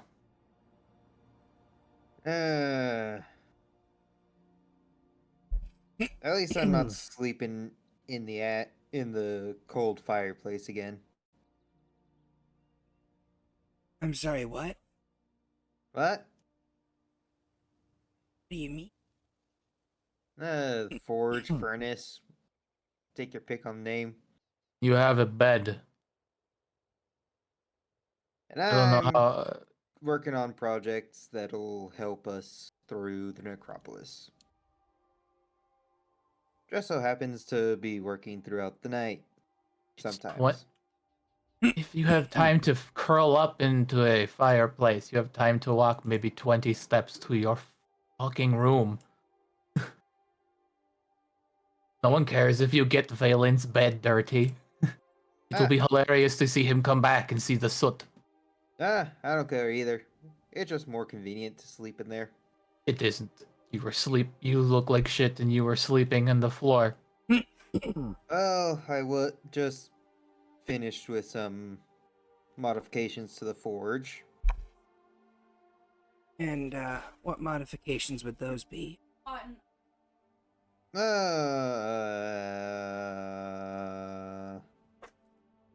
Don't care what you do to the forge, but if you compromise the rest of the caravan, no one is going to be happy. No, more like I whipped up some pulley systems. Pulley systems. Alright. Should we go and check that out? It's a pulley. You've seen one before. She shrugs. Yes. Well, you're going to be making a large gear at this point? What do you need that much metal in one place at the time that you need a pulley to hoist it? It's more, not so much hoisting what I'm crafting. Oh, it's for a crucible. No. I may have jimmy rigged a few anvils to fall together. What? Swinging hammers. Whenever I need more force than I can give. Stares at you vacant face before pushing more of this croissant in her mouth. That's stupid. You're gonna put the hole in the floor. No. Just two anvils slamming into each other. Just ask Soren. The man can punch with the force of a giant. You need something to be hit very hard, just call for him. I mean... probably will have him and Lana. Especially when I start using the gravity... some gravity magic runes. Again, please don't compromise the integrity of the cart. It's fine. It'll be fine. I've seen how you keep that room before it is cleaned. I don't know if it's going to be fine. It's a rather nuisance when it's cleaned. Can't find anything again. You can read, yes? Yes, I can, but... whenever things are clean and organized, I tend to lose track of places, even when they're organized. with labels and words, so that the things that are like stocked stay in place, and you know when you run out. Instead, in case others want to use that space. I mean, she does have a point there. I mean, Soren may need to use that place to sharpen his blades if they ever dull. That's it. I don't think they ever will. I know they won't, but this courtesy is still. You're not helping, Eloise. I will Sorry. bite. I will bite your foot again. Yeah, and I'll bite your arm again. Vani just stares blankly. Don't ask. Girl talk. Either way, it's fine. It's not like anyone's gonna die or anything. If an anvil comes sailing through the ceiling at one of us, yes, no, we may die. It's hooked up correctly. To what? Lots of chains. And those chains are hooked up too. Oddly enough, Morrigan, I one time heard a story about a weird owl human person that dropped an anvil on someone from like 250 feet up. They survived. Where are you hearing these fucking stories? I mean, word gets around adventuring groups at the very least of some wacky and zany things that happen. Also, people lie. It's very easy. I'm fairly good at it.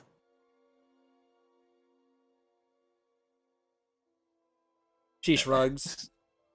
We're getting out of topic. She points at Vani. If damages come to the cart, you will be paying for them? Either with hard labor or coin. I'm sure I can figure out either or.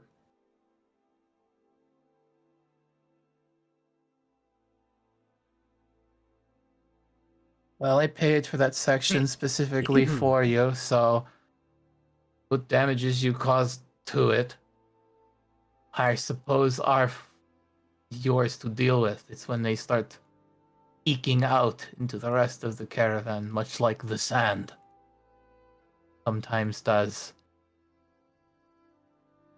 She looks around, though Soren isn't here for me to glare at.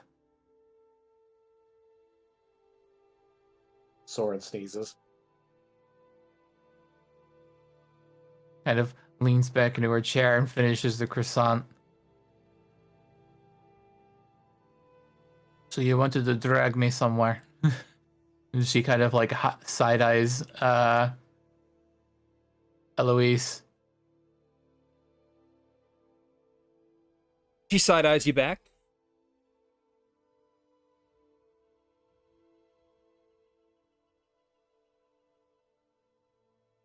The two of you stare at each other. Did you not want to answer? Sorry, I wasn't paying attention. I thoughts. What'd you ask? You said you wanted to drag me somewhere. Was it this? The only thing you had planned? That? Not saying aloud that she wanted to take her to like a wake. Yeah, it was an idea. Well, you won't be doing that. Well, I suppose you're not ready for it yet. It's fine. Then, suppose the next thing we have is,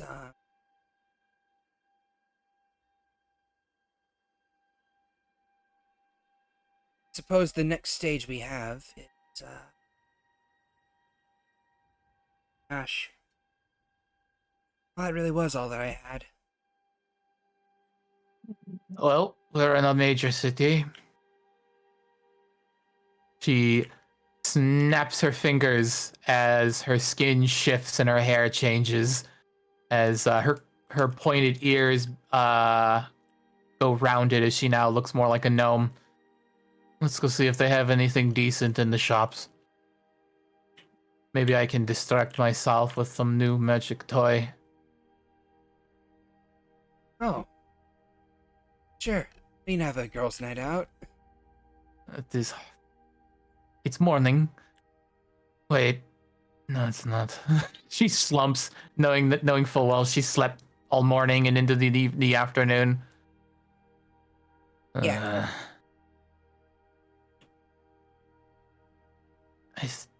Whatever, let's go. Maybe there's something decent I can sell or buy. She smiles and she'll take your hand and the two of you will leave. And begin your girls' night out.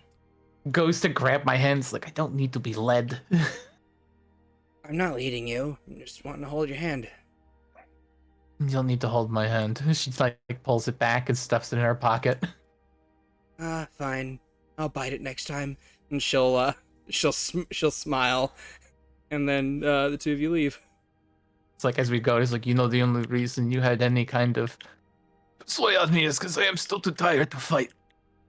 You are too weak. The only thing you have on me is weight. Yeah, I'll bet. I'll bet that's the reason. And the two of you proceed to leave, exiting the cart and making your way into the major city. Yup.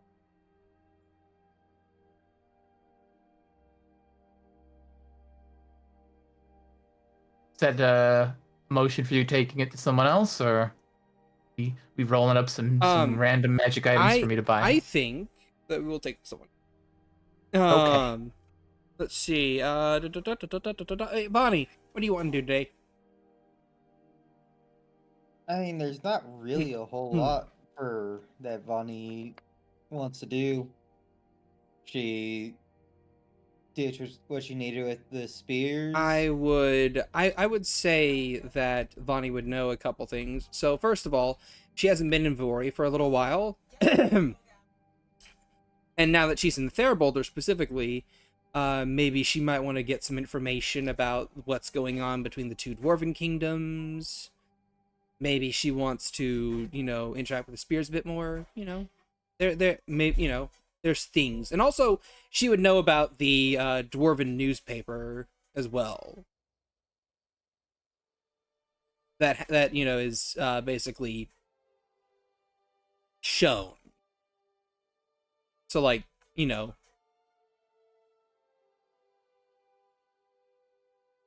there's options.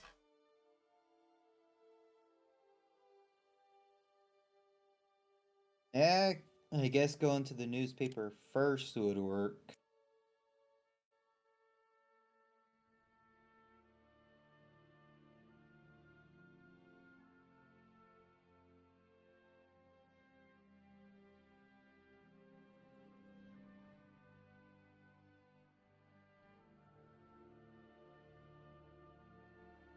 So, what do you want to do? Vani will go towards the papers and see what's interesting in the news.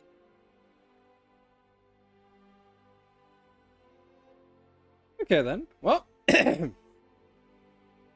as you kind of walk out, and you kind of go over to the newspaper columnist. There's a little dwarven kid just saying, "Newspapers, get your newspapers here.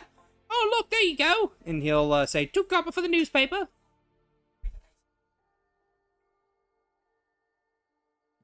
Does Vani even have copper? What was that? Vani don't have change for this. I mean, that's one. fine. Just give him a gold piece. Yep. A single gold. Oh, a bit more than I can break, but did you want to leave a tip? Vani will just keep on walking after grabbing the paper. All right then. Goodbye. See you, miss. Thank you. And cue the newspaper boy getting robbed. So yeah, you kind of like open up the you open up the newspaper, and you see a few headlines. A couple of them are kind of not really like you see a few business columns, effectively, just like, oh, you know, here's the state of the economy in Therboulder, here's the state of the economy in Bernolar, so on and so forth. The council members have the council members are deciding, you know, what to focus on this quarter, particularly, you know, what gemstones they're trying to find more of in their mining operations. And among them are three particular headlines. So the first headline that really catches your eyes, first and foremost, is that a delegation from Bernolar is on their way here.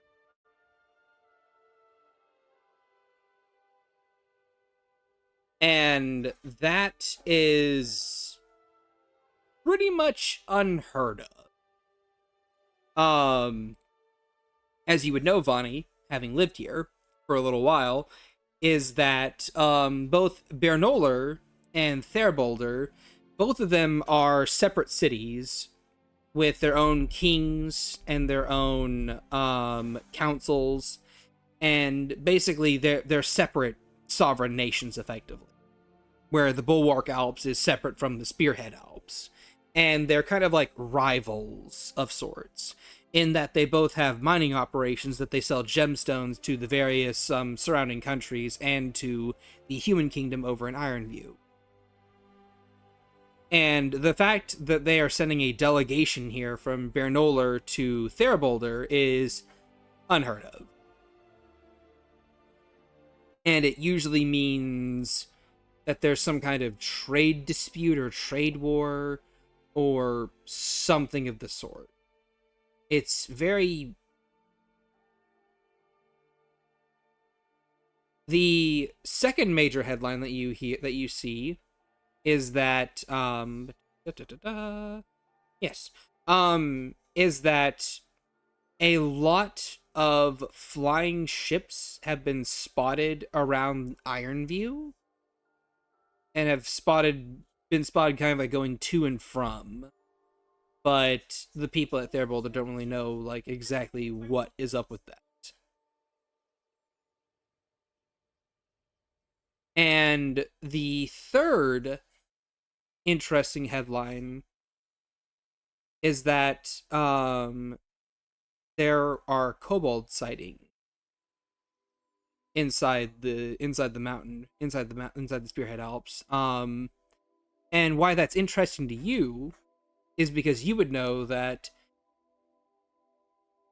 kobolds aren't really supposed to live in these mountains. Not anymore, at the very. And the fact that they're being spotted means that something bad might be happening.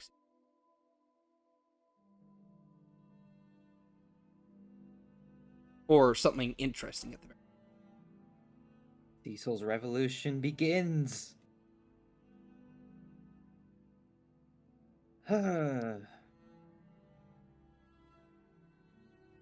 Dwarven ability, possibly just another mining dispute. Could be war. Could be good and bad. Ships. Don't know what that's about. Don't really care. Doesn't involve me. And as for the cult, and as for that one, I'm sure it's fine.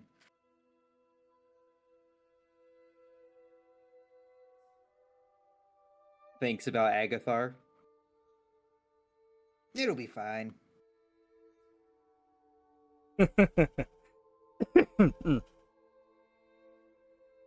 All right then.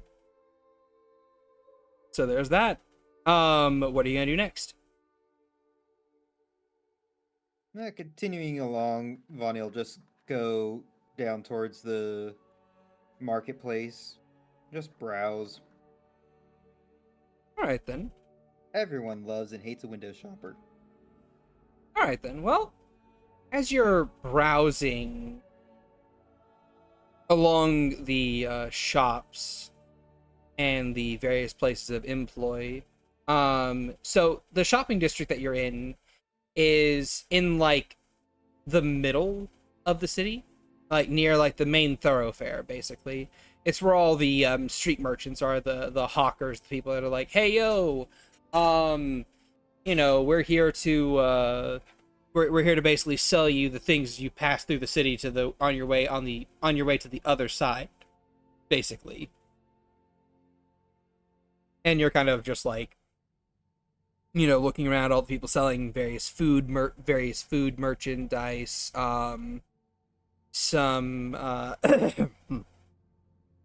a few like precious gemstones, some necklaces, some rings. Basically, think of the equivalent of like malachite jewelry that people sell at like art festivals. Is it like art festivals or like hobby like the people here are basically hobby crafters. They're like, oh, I make a necklace with like a metal band woven around like a rock that's kind of unpolished and not cut properly. A swap meet. Yeah, pretty much. Kind of, yeah. Those are the kind of those are the merchants that you see kind of like, you know, around and about, so on and so forth. And as you're kind of just like here in general, what's your passive perception? 20. Oh, geez. And think I want to get the feat that helps up it.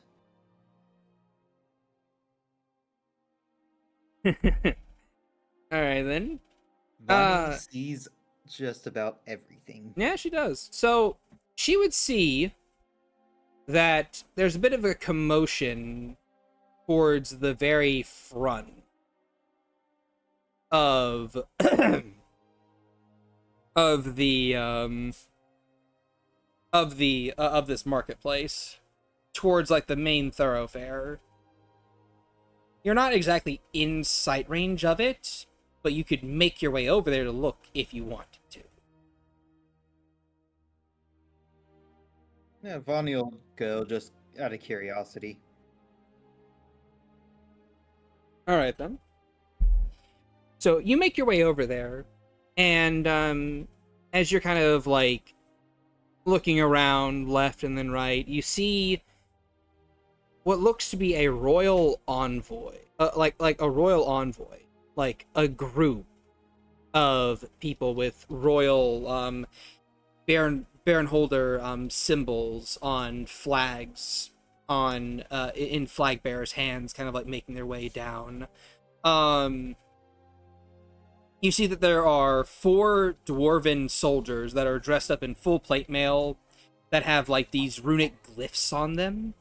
Large battle axes across their back. 2 of them are holding, and all 4 of them are holding flags with the standard bearer of Baronholder, this large hammer with a circle around it and a gemstone inlaid behind it as kind of like their symbol.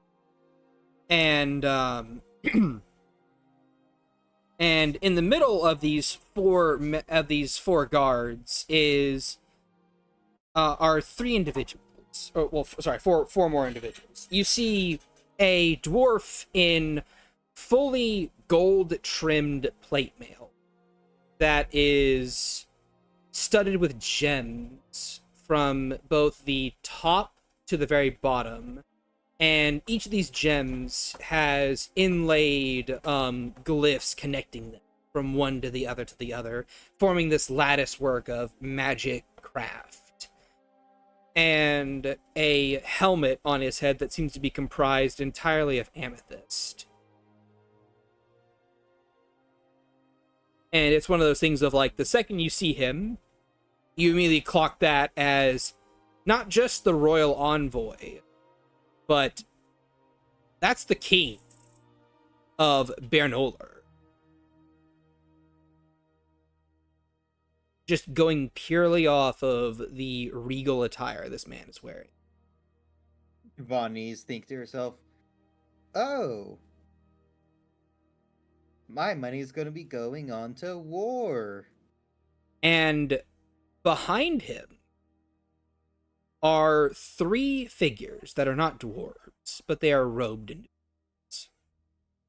You see a very tall, lanky-looking person in the middle who has robes obscuring their features, hands in their pockets, just strolling about as if they own the place pretty much.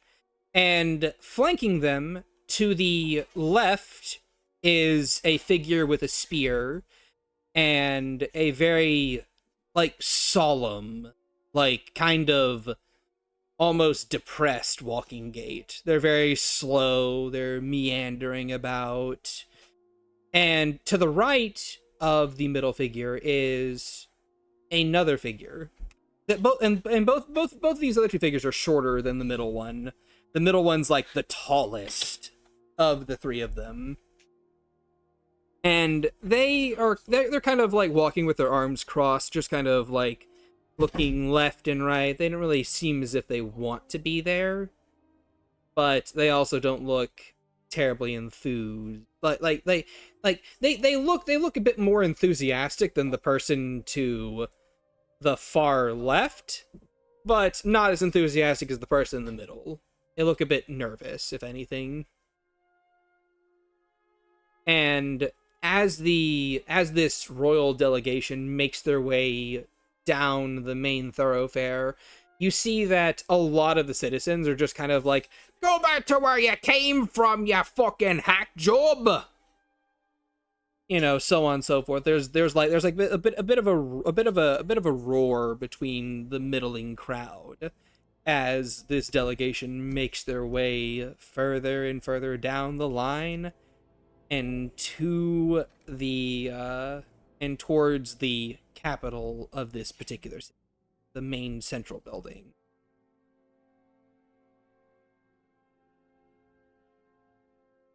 Vani's just munching on some coffee beans.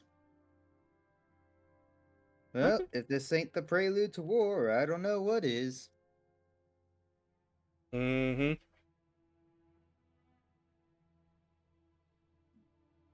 The dwarf to your left just kind of like looks up to you like, aye, that the king of Bernoulli wouldn't declare war on us. We ain't done nothing wrong by him. Just bit of friendly competition. Ah. How many times has the king came down here? Crunch, crunch. Not in the past century of my lifetime, at the very least. Yep, if anything, this just might be a formality. Yeah, well, if he wants to declare war on our king, then our king might just have his head right here in the middle of our city. Possibly. Who's to say? Having some non-dwarves. Never know what someone is capable of. No, you don't. But hey, you know, at least if there is a big war, you know, we'll get a chance to have our young ones prove themselves. Good money for us sellswords too. Oh, you're one of them mercenary types, eh? Huh? Alright then, supposing it's fair is fair. Oh, better get back to me shop anyway. Speaking of, you wouldn't happen to be wanting to buy some nice necklaces, would you? They look really nice on a pretty girl like yourself. No, thank you. I just tend to take a look at other craftsmen's work, see what I can't find for inspirations for my own work. Oh, craftsman are ya? Of sorts. Oh, do you want to show off some of your work to me?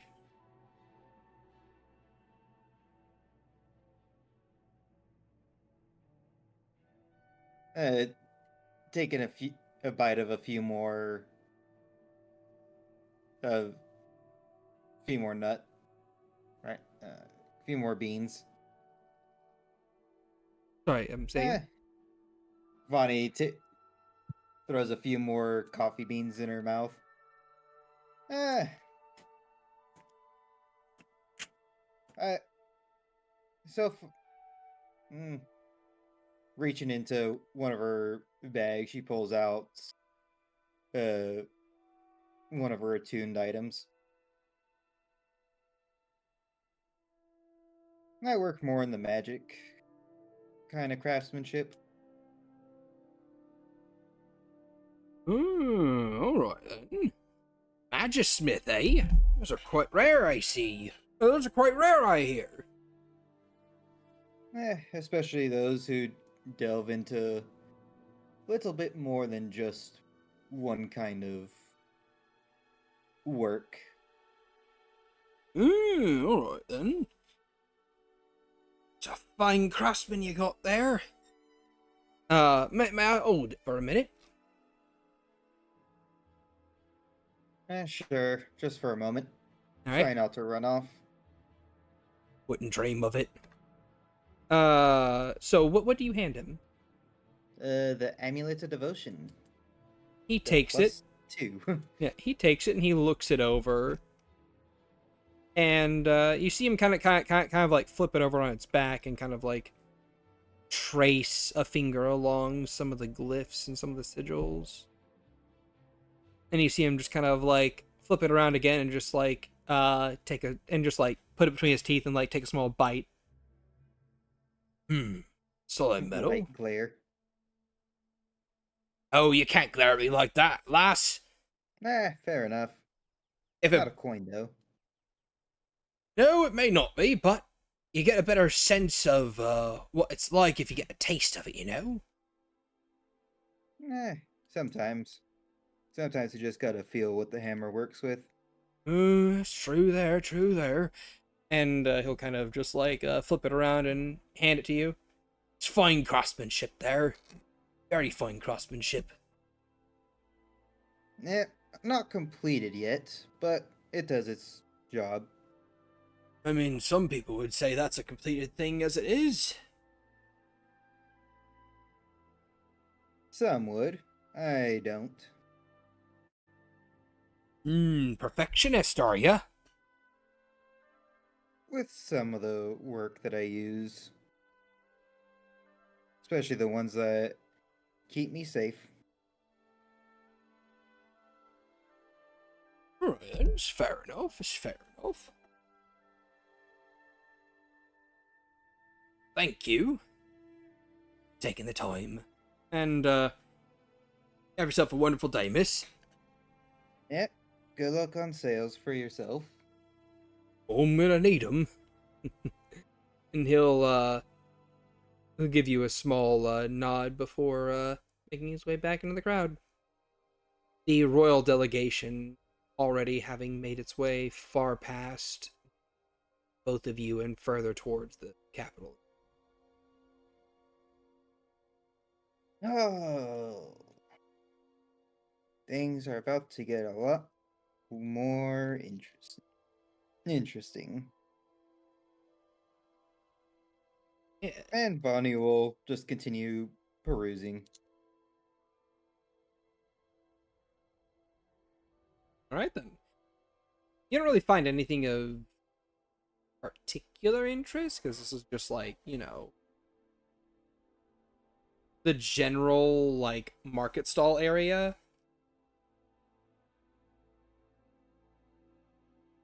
Nothing really to write home about, pretty much. Yeah. As Vani's walking, she'll just slowly bag up some coffee beans to see if she can't sell a few pounds of it.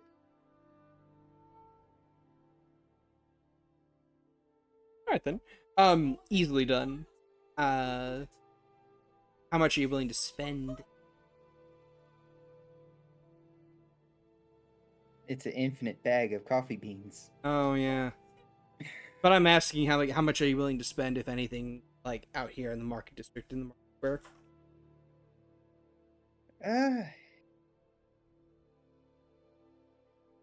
Because like you keep getting proposition. I don't know if you would. I don't know if you'd like break and like buy a thing or two.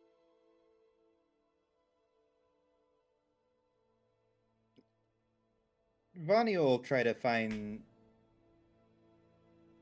something more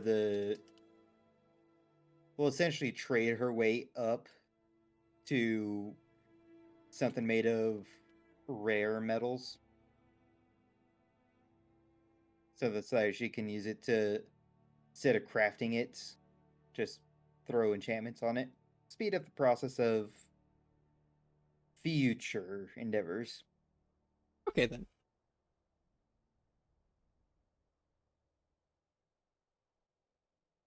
And with that, pull that to a close. Agathar, Bubby, friend, Hi. how does the day find you? What do you do whenever you wake up and get your food in you, and so on and so forth? As Neatal runs off to go do things, don't worry about it. Mm-hmm. Yeah, he was a little late to the get together. He will I guess he'll ask Soren what he's doing. He'll say, I mean, technically, I'm not even supposed to be in the city, so I can't exactly go out of my way to do something. So, what are you going to be doing?" Well, I was hoping to head out with my mother to do some shopping. Just, get to know her a little bit better. Oh, okay. Um, I can let you guys do. I mean, I'll won't tag along with that. I think you guys should have your family time. Uh, I'd like you to come along because I I know how the city views your kind. I Well, I mean, I'm not even supposed to be spotted, from the sounds of it. and from the what I've noticed so far, you're pretty good at that. Yeah. Um, I mean, like, I could tag along. He looks over at the mom, and he'll say, "Oh, would you be comfortable with doing that? I can stay here and I can clean up for you." Hold on, let me. I need to react with my accent. Mm-hmm. I think I'd much prefer it if you came with us. Although, oh no, wait, you can disappear. Yeah, you're right. Yeah, I'd rather you came with us rather than cleaning up. The house is full of chores that I'm supposed to do, not you. You're a guest. Okay. I can I understand that. Okay, I can tag along. But about you, sis, what are you doing? What is Rencois doing? Ah, well, I believe Neatal and I were going to go about the town and probably grab lunch somewhere in a bit. Oh, fun. Just just be careful. I should be telling you that. I mean, fair, but they can't even see me, so I should be okay.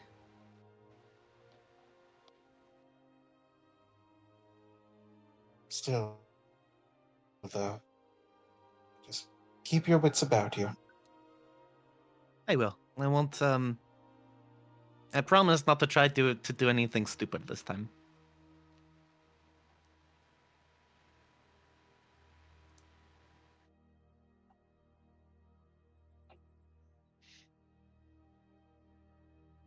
You know, Morris has a His face kind of drops a little bit. There's a Yes. couple of people who hate kobolds right in front of you that could be and that could do with their lives being ended. You Yes, mother. could. You could explore the city while you're invisible and get a good sense as to how people kobolds know. I mean, I kind of already gotten that sense just from the light interaction that I've gotten. Though granted, their reaction was probably a bit more tamed. Yes, it was. You are lucky that man did not try to splat you like a little rat. He definitely could have tried, and it would not have gone well for him. Oh, but of course it wouldn't have, because you're my baby boy. Mm. You can practically feel her smooshing your cheeks. Or he still like gets a little blush on his face. I mean, I think I'll stick with Soren, and then that way I can at least still be able to look around and see if I can spot anything. I don't want Soren to go alone. No, you could take me to see this Cecil character. I would rather not. Besides, I don't even know where they are, which is a problem in of itself. He shrugs.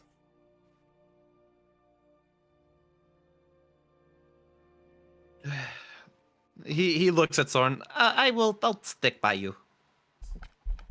All right, I love having you around. Yeah, and I did have a like a little speech earlier yesterday about sticking together, and we kind of just not exactly have been doing that. Here we are splitting up again, but Yeah, truth be told, this is kind of a peaceful city as it is, so we should be safe splitting up right now. I mean, didn't we think that about Deepwood? He stops and thinks about it. Goes, hey, you got a point. As far as we're concerned with the company that we keep and the luck and the bad luck that we have, nowhere is safe. Aye, that's true, ain't it? When you're right, you're right. He shrugs. What? Sorry. Damn it, I'm going Southern Belle, not Irish. Fuck. 1 sec. Your mom speaks up, Soren. I'd ask, what do you mean by danger? I kind of hesitate. We're the adventuring type, so we have made some. He's trying to think of a different word for enemies, but nothing's coming up. Made some bad company, and you should be fine. Soren, are you? Hmm. She'll kind of like lean in and whisper conspiratorially. Are you in trouble with loan sharks? Are you in trouble with the loan sharks, son? Soren just kind of grins and shakes his legs, quirks an eyebrow and shakes his head and goes, no. I haven't taken a loan. I've never taken a loan in my life. Well, I was wondering how you got all that fancy gear you got on. And I was thinking to myself, well, my boy is not from wealth. I'm not a rich woman. And look at those shinies he's got on. And does that mean that my boy is a stealer? Is he a bandit now? No, of course not, Ma. I don't steal. They're funny enough, all of the stuff that I have on me right now has a story to it. Including, and he pats the blade sheaths and says, these. Ah, well, they are very fancy swords. Aye, they are indeed unique and special. All They right. follow me everywhere. Well, then I'm supposing that, you two should, well, how are we gonna make sure that he can't be seen? Oh, wait, no, Well, but just you can give go it invisible. them. Yeah, you can Just just go not a invisible. problem. How do you do that? Is it with a spell? No, it's complicated. There is a spell for it, but that's not exactly what I'm doing. Oh. It's how do I word it? I'm just become imperceptible. Until someone does, or if I do something. Oh, that's weird. Nature is. But shit. He looks over at Soren and puts his head in his chin a little bit, and he speaks in Draconic, and he says, you said you don't steal, but you managed to steal my heart. Soren just kind of blushes for a second, and The mother he just... looks between the two of you like, what the fuck? Agathar has a shit-eating grin.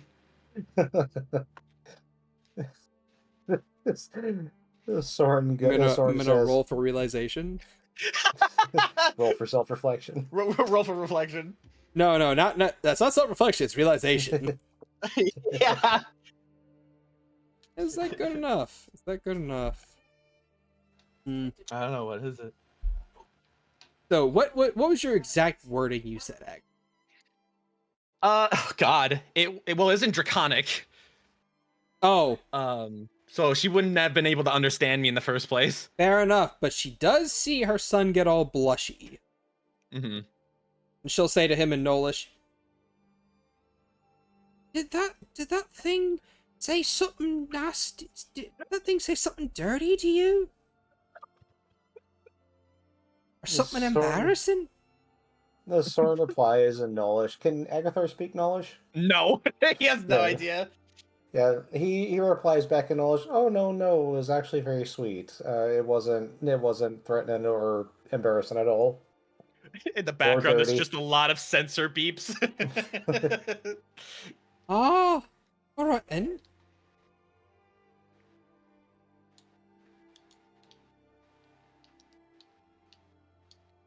So has Dad ever said anything really sweet? You know what? You don't need to expound on that. Yeah. Your dad has said a lot of many a sweet thing to me. I remember whenever he first saw me across the way, he said that I was the most beautiful thing he'd seen that day. And then the next day, you know what he did? He asked for your hand in marriage. He says, grimacing. No. What? No, that would be improper. Well, all right. No, son. What did he do? He says, gritted teeth. No, son. Your da said that I was the most beautiful thing he'd seen that day, too. He did it for like 2 weeks straight. Oh. It was very sweet of him.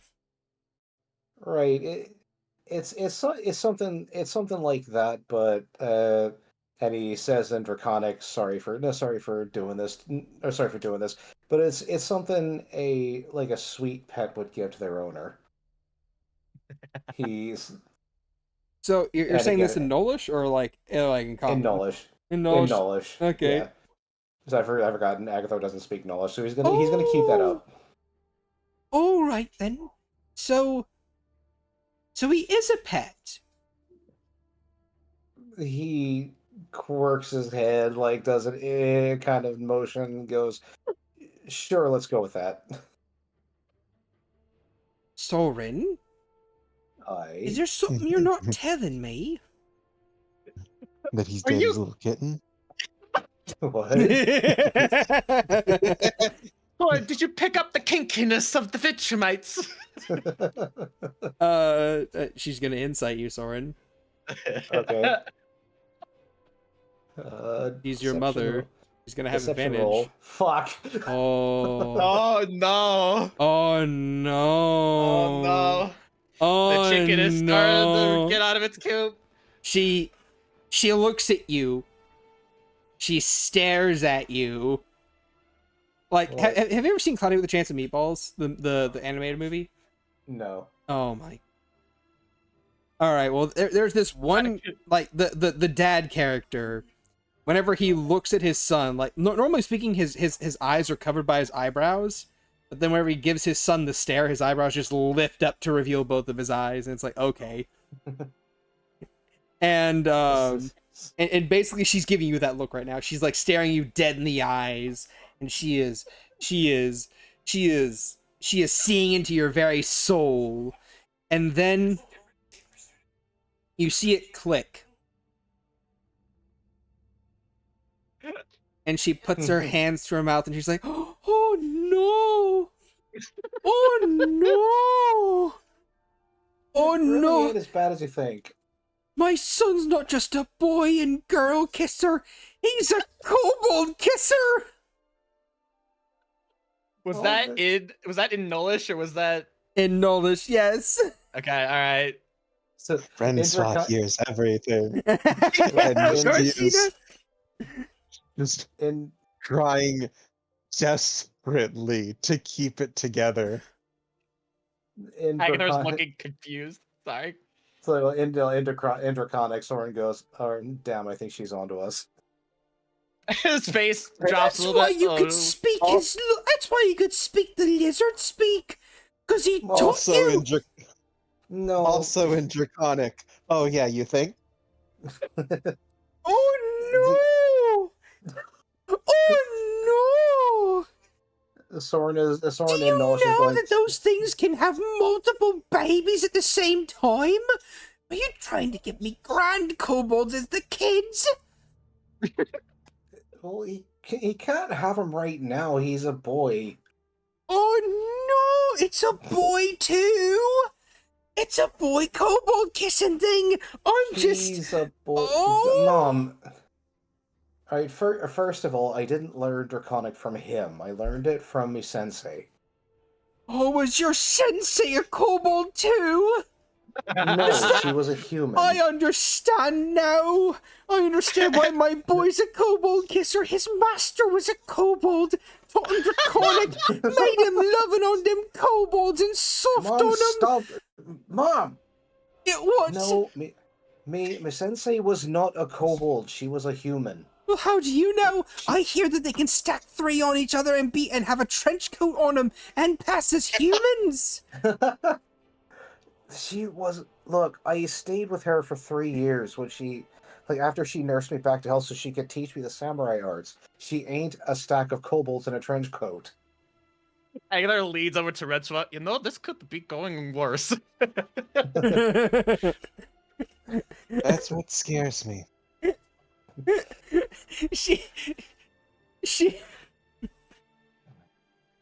She's just kind of like she's so she's just sitting like, oh no, oh, what am I gonna do with my son?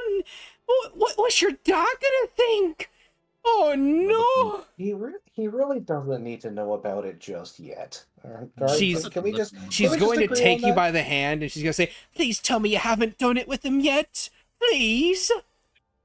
Agathar looks away. Oh Sorry. no, you have. I Oh! like your blinds. They're really. Did you make them yourself? Hi, and the bed is. Don't tell me it was your quite comfy. first. Agathar sweats more. No, he wasn't. Oh, that's at least a relief. That's at least some relief from all this. You're gonna give me a heart attack at this rate, Soren. I feel like I should be more upset at this, but I'm really not. This is actually quite entertaining. Yeah, kind of. Shit, am I turning into Mel? I'm kind of enjoying this show here. I will say Agathar, you feel like a couple pieces of popcorn get pushed into your hand. Don't worry where they came from. It's yeah, no, he doesn't question it. He just pops in his mouth. Oh! Mom, look, this was why I was wondering if you wanted to go out and see the world, because this is a Do you want There's me a to be a reason- there's- kobold kisser too? I have a husband, I'll tell you. Look, Mom, would you stay quiet for a second, please? I'm trying to explain things to you, all right? Look. She she looks at you aghast, but then she like pauses. Let me roll for self-reflection. Okay. She pauses, purses her lips, then she kind of like folds her arms across her chest. Not happy about this, but go ahead. I know you ain't. Why do you think I didn't tell you about it right off the bat? I wanted you to learn more about them before I started talking him up, and especially because he is me lover, one of them. He's not bad. It would make me seem like I was biased.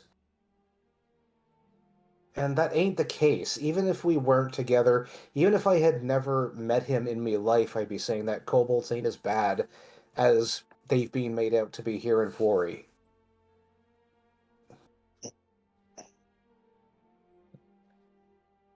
It's pronounced Vuori, actually. That's why I said Vuori. It's Vuori, not Vuori. Vori. Well, Vuori, fine. Vuori. They ain't as bad as they've been made out to be here in Vuori. There's the fear that's being spread about them ain't fair to them, and this is one reason. And again, this is one reason I've been wanting you to get out and see the world, so that you could learn what they're really like away from here. Is that why you want me to go to Vitrium? Well, because Vitrium is probably one of the more welcoming places in all of Mir. It's kind of a happy place if you think about it, compared to, well, any other country I've been to so far.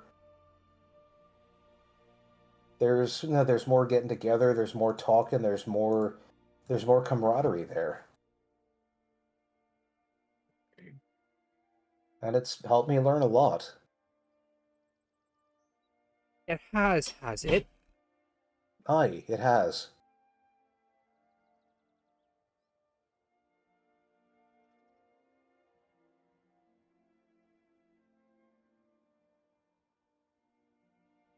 Hmm.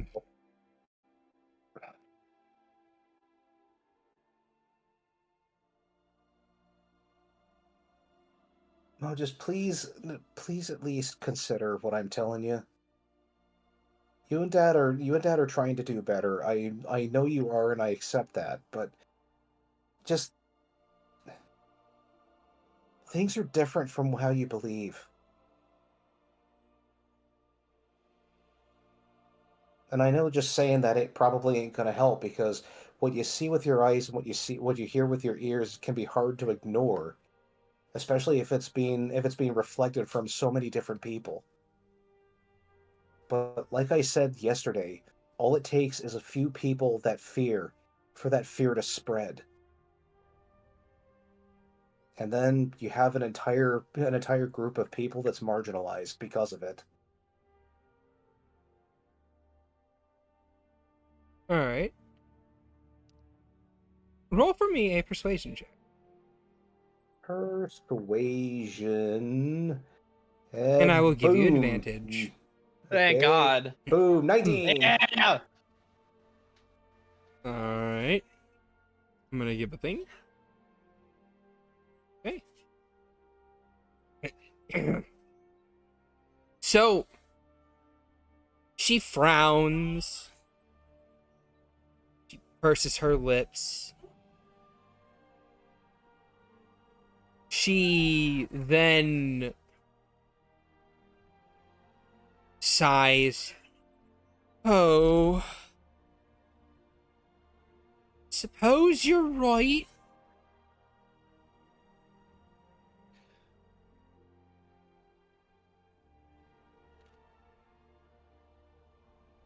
Right? Just I know it's asking a lot for someone you haven't seen in decades, but please trust me, Mom. I trust you, son. I trust you. I'm worried is all. No? When I was 13, your worries would be well founded, but I've learned a lot. I mean, I'm an adult now. I've seen a lot of this world. Well, 3 countries so far. I know, and it's made you weird. But you're my weird son. Kobold boy kisser and everything. Sorry, kobold boy kiss and Snabbit and everything. That's the part you corrected.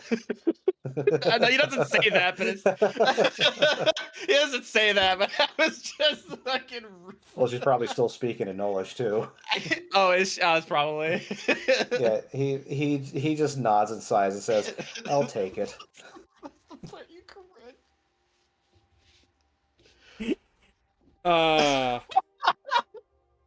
I'm glad I got a laugh out of you. Oh my god. Yeah, no, she'll then kind of just like take you. She'll then kind of just like sigh. All right. I've just oh. And could we keep this away from Dad for right now? I do want to tell him. Well, we but- have to keep it away from Da. From your Well, of course. father. He'll be so upset. I know, but I do want to tell him because this ain't really something I like to hide. But I feel like right now it would send him up a wall. Oh, it would do more than just send him up a wall, tell ya what. I tell ya what, he would. Oh, he'd be right angry with you. And I didn't come all this way search for you for almost 10 years, or for over 10 years, to just get disowned.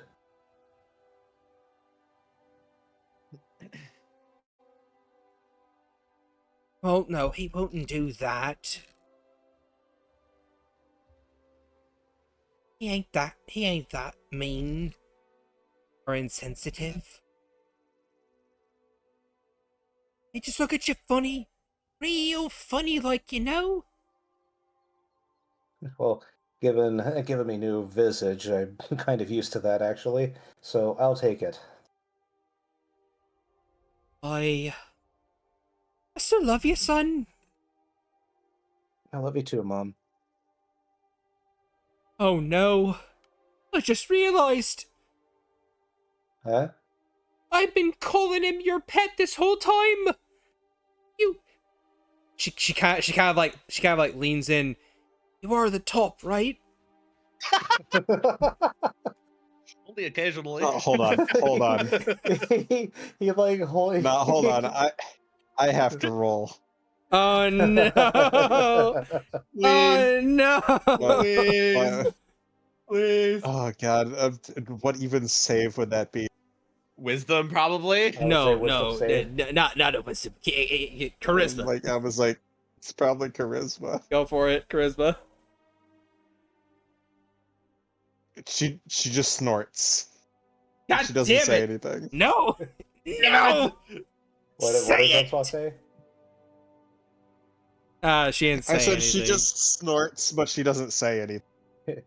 The Soren just like looks left and looks right. You know, head not moving, eyes moving. I left and want you right. to roll an insight on this one before you respond. Okay.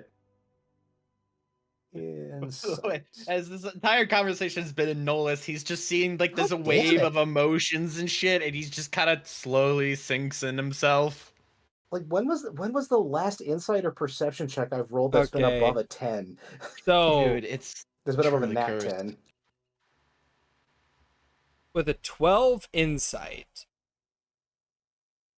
you would realize that you not being a bottom to a kobold means a lot to her.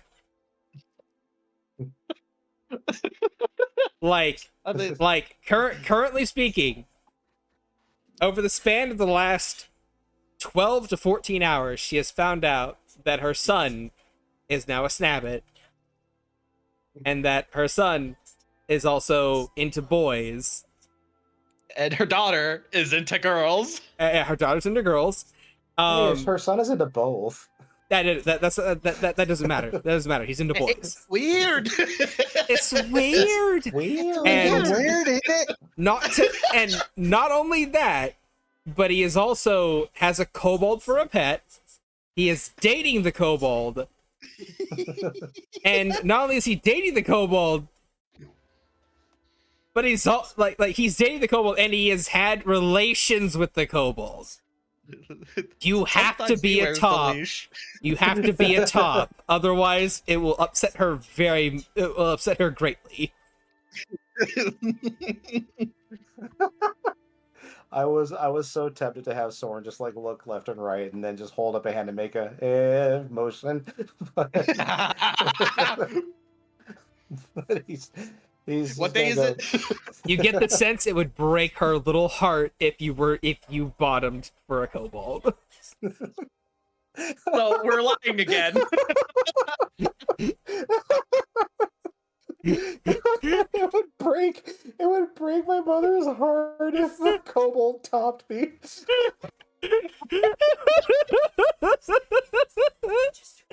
I mean, yeah, Vani, let's be honest. The true top is Soy Fang, but she's not part of this conversation right now. Oh no, she is. She's just there in the background watching. I mean, she's in the observing. background, but we're not talking about her right now. Leave my wife out of this. I will say both Rencois and Agathar, the both of you feel popcorn get pushed into your hands.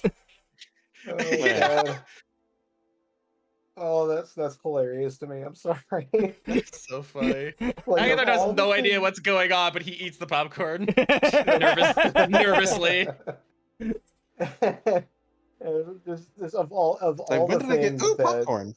Yeah, exactly. like, of all the things that my mother has learned about me in this time that I've been here, the one thing that would break her heart is if I were the bottom. Look, Yes. she's got the positive's got to get somewhere. She's got to get that dub somewhere. Exactly. He just nods to her and says, I am the top and I'd much rather not be having this discussion with you. Oh, you're gonna need to roll a deception, buddy. Oh God. Yeah. Oh, let's go. Yeah, I lied to my mom. That's actually quite the accomplishment. She got like an 18. About not bottoming for the kobold. Look, some of us crit on insight checks to completely change the course of the campaign. Others just, to lie to their moms about not taking it up the rear from a specific species. from a specific species. You Anybody see else is fine. you see this visible sigh of relief from this woman, just like, oh, thank the stone. Oh, thank the stone. My son's not bottoming for a kobold. Oh, thank the Hey. stones.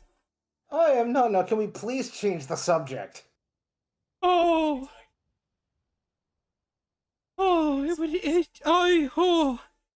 Where's the market at? What is there? And can we go shopping soon? I'd much rather bypass this and Oh. never speak of it again. Yeah, sure. Oh, same here. Sorry. Oh, That's... she's she's just sitting there like she was on the verge of hyper fucking ventilating. She's just like, I don't know what to do, man. Look, My I just son! look. I looked for my mom for 13, 14 years. I don't want to kill her right now. I don't want to be responsible for her death. Yes. There's kind of like slinked in a little bit and kind of like slowly begins just kind of sliding away. It's like, I'll give you some space. And he'll slide and slither to back to the room. Is he choosing to be visible at this point to the both of them? Well, I need 10 minutes to be visible. All right. Invisible. So technically, yes, I'm choosing to be visible. So yeah. Basically, you run away. You go invisible. Your mother takes like 10 minutes to calm herself down. Just basically trying to centralize the information in her mind and sort through it and shit. When the 10 minutes pass, Sword can kind of feel a little tug on his body as Agathar carefully climbs up him, but then a note appears in Soren's hand. He's going to look at it away from his mother. Mm-hmm. It just says, I was sorry that turned into whatever it was. I was just being playful. Didn't mean to get you in trouble. Sad face. He reaches up to where he thinks Agathar's head is, and just gives him like a scritch on the back of the head, and just in Draconic says, "That's all right. It ain't nothing bad." Anyway, I'll tell you about it later. All right. So yeah, and the three of you, well, four of you, my fault. You,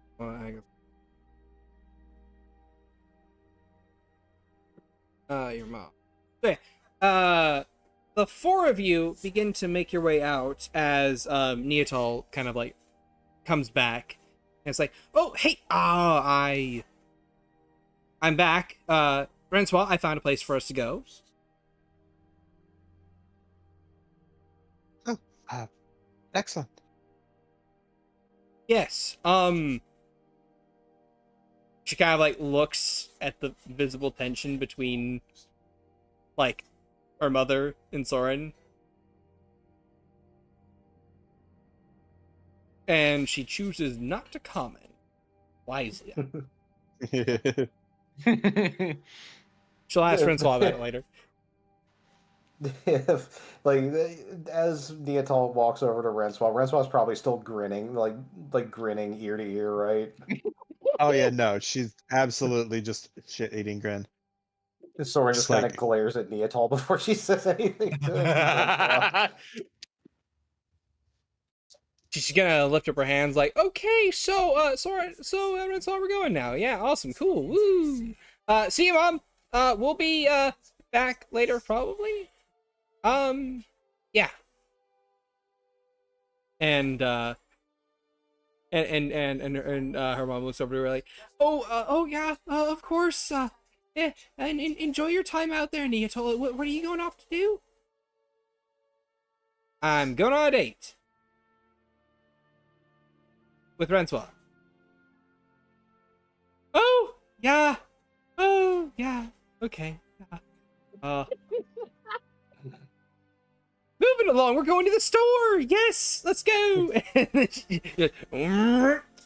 off she goes. Oh right, my daughter is dating a girl. Well, time for me to hang out with me son who's dating a kobold. My daughter, the lesbian. Look, daughter, I have to ask you something. Just no, mother, let's go. My daughter, the lesbian. My son, the kobold kisser. And so, yeah, it's go Red ahead. Swan. Just as she walks by, she. Oh well, don't have too much fun with your top. With your top. With your topping ways. Oh, okay. Okay. Like you're Oh, the like Mela looks over to you and is just like, I mean, it's my husband who's the top, not me.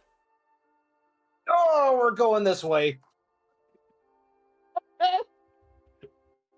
Yeah, like this obliviousness to Well, who well, you were you saying made it to. sound like, well, you made it sound like she left.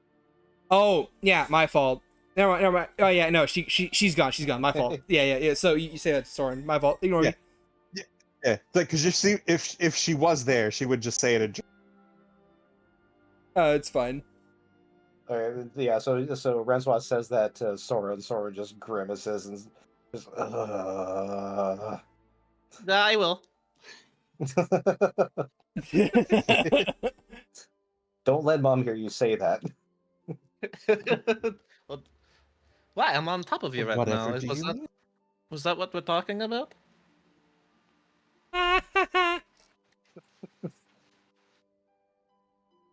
Right? her daughter, the lesbian, and her son, the kobosexual. Homosexual. That's good. That's good. Anyways. Anyway. So yeah, Rencois, I'll go with you. As you and Neatal run off into the city. And as the two of you kind of like make your way around, Neatal eventually leads the two of you to a stone building that is kind of like it's like a small like stone square with a doorway, and the label on the exterior of it is the Stone Hollow. And as you kind of like make your way over to the door, she'll open it up for you and indicate to a set of stairs. After you. Oh, don't mind if I do.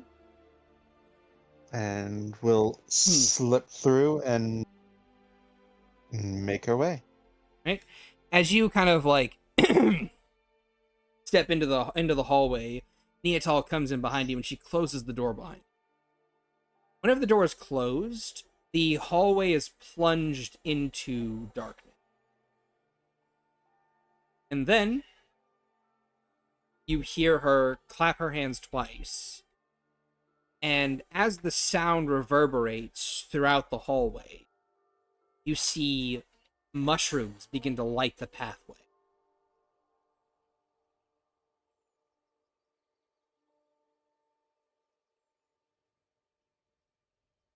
And then you kind of like... And she kind of stops, blink, turns back to look at Neatal with like a... I think you cut out there. Oh my god. You look back to Neatal. With like acquisitive like eyebrow raise. I mean, you said you like mushrooms, right? These, as I'm sure you know, are the sound-based mushroom. They're bioluminescent.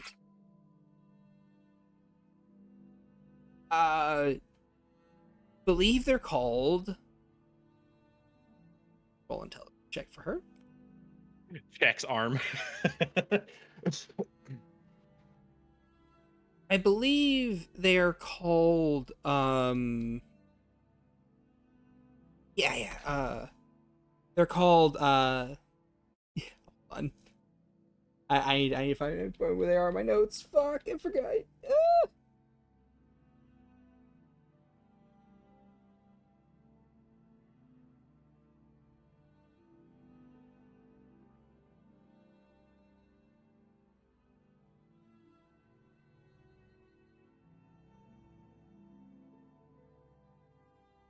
Yes, silencers.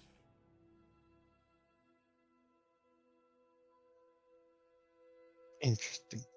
And you, I'm just giving this to you because you're a mushroom specialist, but you would know that silencers are mushrooms that specifically transmute sound into light. And you would also know that the way that they reproduce is basically in the Underdark, these mushrooms exist, and whenever something makes a noise nearby them, they light up, right? And whenever they light up, whatever is near them gets bathed in the light, and thus can be hunted down more efficiently and killed. And then that leads to body decomposition, and thus leads to more silencers being grown afterwards. If that makes sense. Basic mushroom life cycle. And as the and she kind of just like and after her explanation, you see that every time that either of you speak or say anything, the mushrooms themselves seem to glow and reverberate a bit before they begin to slowly dim whenever there's no sound present.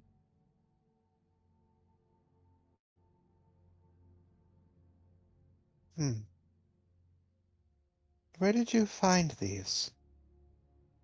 Well, I mean, it's part of this restaurant that I found.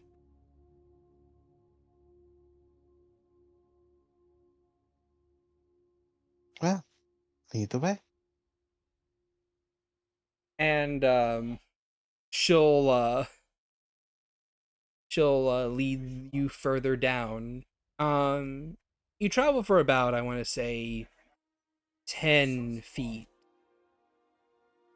10 feet or so. And at the very bottom of the stairwell, you see a door.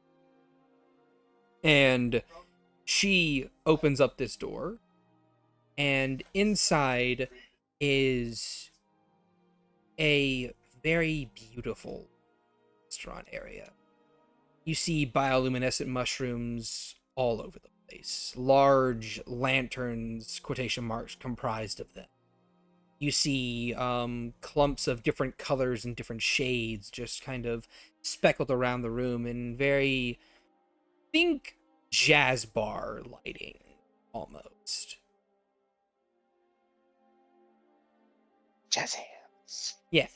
And kind of like throughout this whole area here, you see that there is there's a few people here, a few dwarves here and there, but the waitstaff seem to be comprised of these rat folk. And if you would, oh my god, cat, don't do that. This. Why do you do this? It heard the word rats, and Taylor was like, "Oh fuck!" Rats where? That's rare. Here. I give you a hug. Night.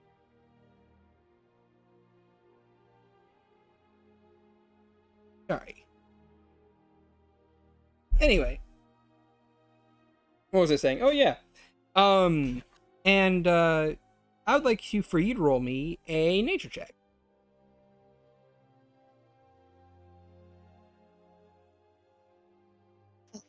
Hmm. 18. 18. All right then. With an 18, you would know that these are not, in fact, just any old normal rat folk. You would know that this particular species of humanoid rats are called hask. And they are specifically a race of Underdark dwellers that they cultivate mushrooms. They are very inventive, and they're a bit more they're a bit more clan focused than other species of their kind. If that makes sense. And currently, as you're kind of just like, anyway, so yeah, and she'll kind of like lead you over to to a uh, a table. And this table, it's a very large table that is made entirely out of a mushroom. It looks as if this mushroom in particular was kind of cultivated and then flattened into a very specific table-like shape. But the root is there, and the kind of like the little you know how mushrooms have like the little like caps on them, like not the caps, but like the little circles and spots on them. Yes. Yeah, that's pretty much what it is. It's like a flat. It's like imagine a mushroom that's been flattened. That's what this table is. Okay. And Neatal kind of like walks you over to a table, and she'll pull the chair out for you and let you sit down first before she rushes over to her own chair and takes a seat. So, what do you think?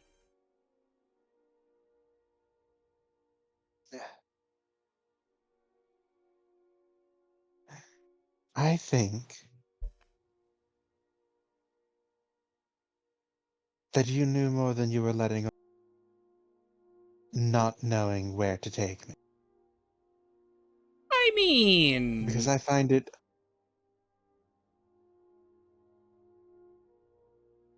hard to think that something this specific.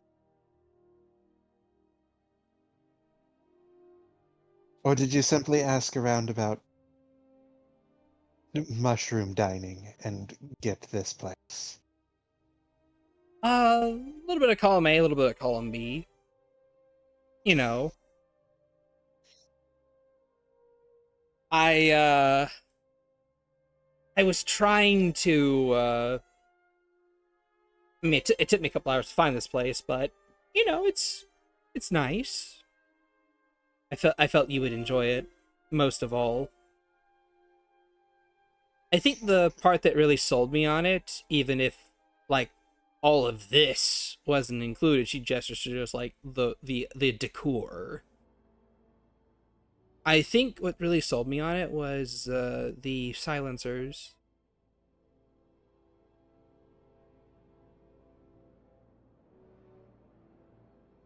I mean, they are very neat. Yeah. And around this point in time, one of the Hask folk kind of like comes over to you, and they have like these little beady black eyes, brown fur, and a long rat-like tail, and they're kind of just like, they have a little notepad. Uh, yes, what would you like for your dining today? Uh, how is the mushroom risotto? Yes, mushroom risotto is very good. We have a mixture of lion's mane, porcini, shiitake, some oyster mushrooms, and some portobello mushrooms as well. We have a variety of mushrooms, really. If you wish to try, we could. If you wish, we could even give you the mushroom sampler. And they and like, and they pull out a small menu and they hand it to you. And you can see that there are like one.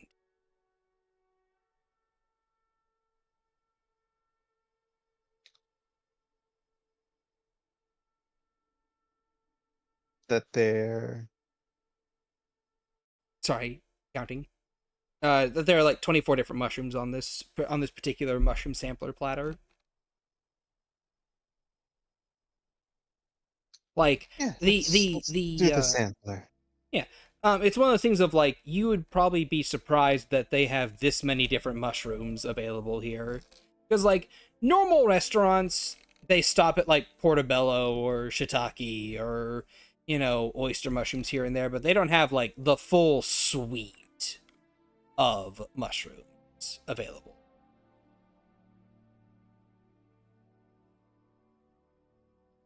Yeah. And They nod.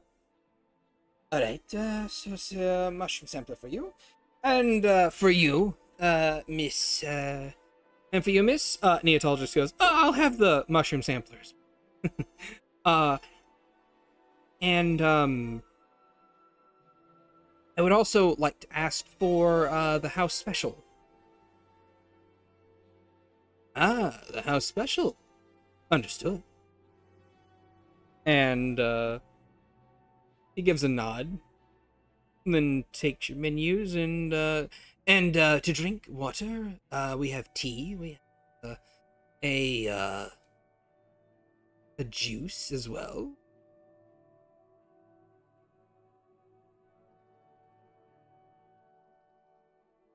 Is there a particular beverage that either of you would?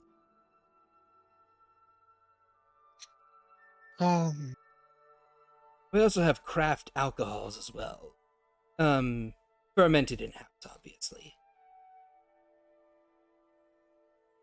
I'll take a ginseng tea, please. But of course. And I'll have a sweet tea, please. Ah, but of course. And with that, the Hask moves away. Neotol looks around.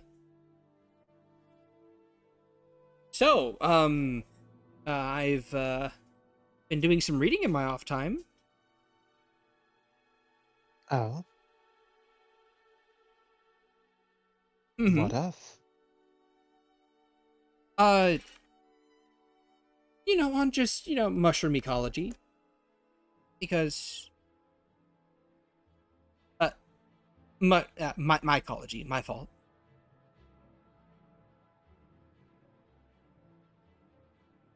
And, well, seeing as how we're here amid this big, place here, there's really no better time than, the present to test my knowledge, right?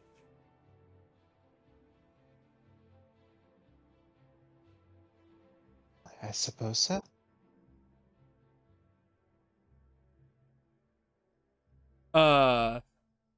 If you'd like, you may insight her, or you may choose to just chill and vibe.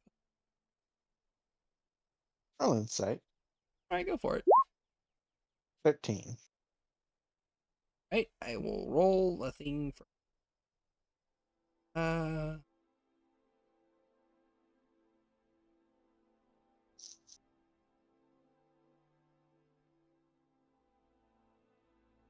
Okay.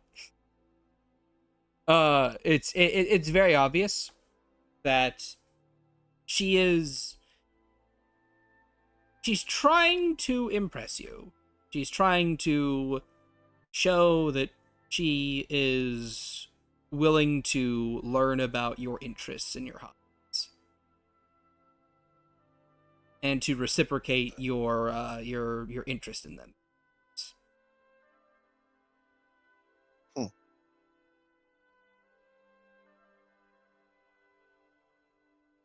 Anyway, she'll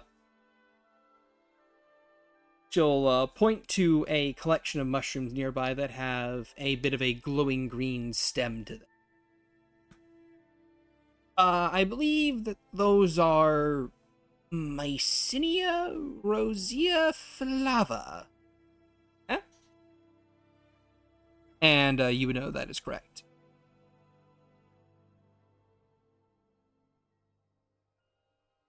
Correct. A bit off with the pronunciation. Oh, what is the pronunciation then? I say, can you type it out for me? Oh, sure. No. That way I'm not trying to do it off the top of my...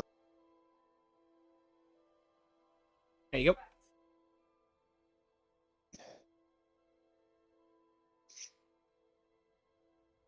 Mycena rosea flava. Or rosea flava. That would actually be how it is. So she had it correct. I'll say she mispronounced anyway. You said like mycenia or something. Oh yeah, probably. Yeah, I'm not even gonna lie. Oh, Mycia? It's mycena Oh, rosea Mycena. flava. Mycena roseoflava. Oh, okay. Got it. Sorry. She'll then point to another collection of mushrooms that are glowing green top that have like this they look like they have this squiggly pattern to them that like it's a glowing green brain of mushrooms. And she'll say, and that is Pinellus stypticus.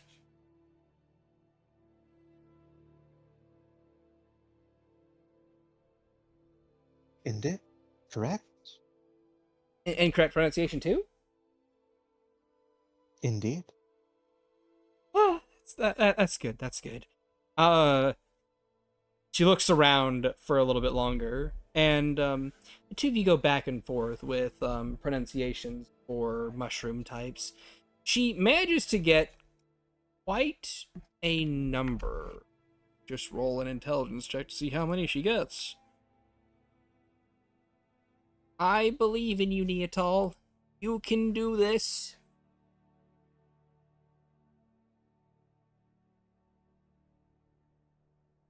Ah, yes, an 18. So yeah, no. She is able to get a surprising amount of the glowing mushrooms around the room. There are a few that she mispronounces or that she says the wrong name for, or she gets confused with a different one. But those are like the few and far between of those. And after about 5 or so minutes of this, your drinks are delivered and you're... Oh, hey, look. Food's here, she says nervously after struggling to come up with the name of a particular mushroom that is glowing and far off to the left that is pink in coloration.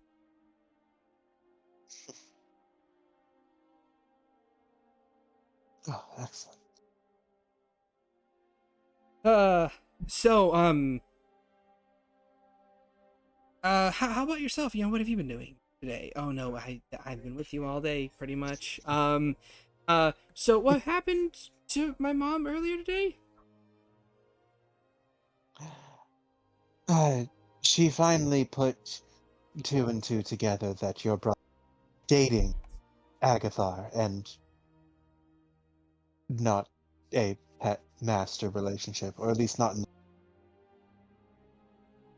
Or at least not in off. Oh my god. At least not in the way she was. Not in the way she was understanding it. Yeah. Oh. Um. Well, I'm sorry about her again. It's fine. At least it was entertaining. I mean, that's something I've learned about my mom recently, is that if she's at least one thing, it's entertaining.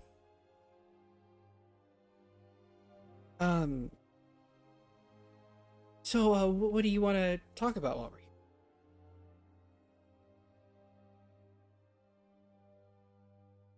Got any hopes, dreams, ambitions? Well,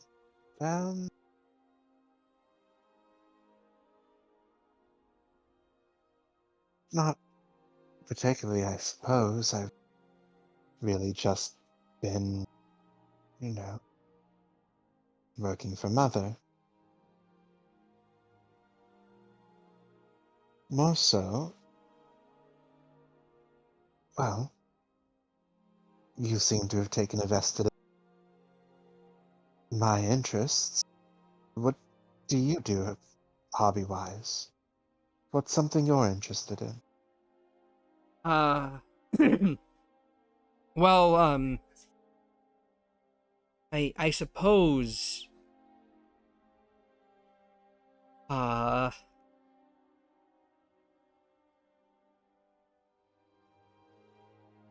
You know what? I suppose I shouldn't be embarrassed by it. I'm interested in making plushies. Little stuffed animals. Really? Yeah. I sew things in my off time. You know, she actually tugs at her outfit. Made this myself. Yeah. Well, it's quite good. Yeah, and it's also fully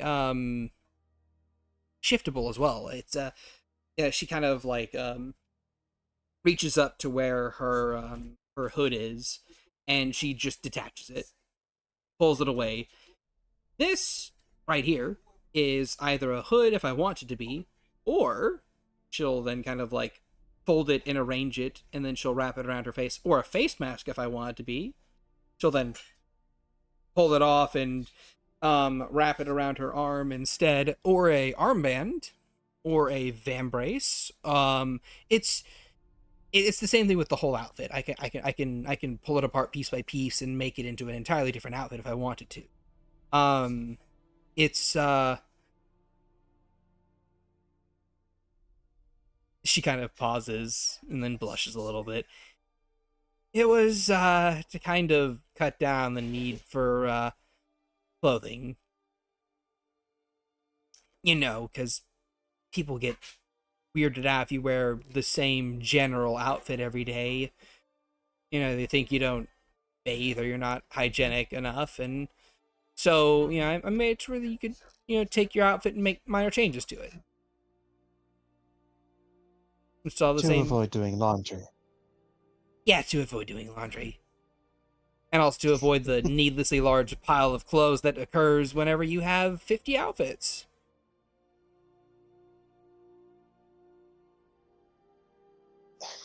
Fair enough. Fair. She'll then reattach her hood back to where it was.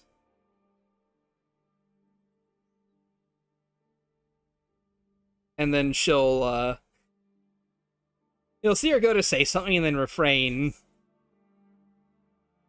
And then kind of like hold it back.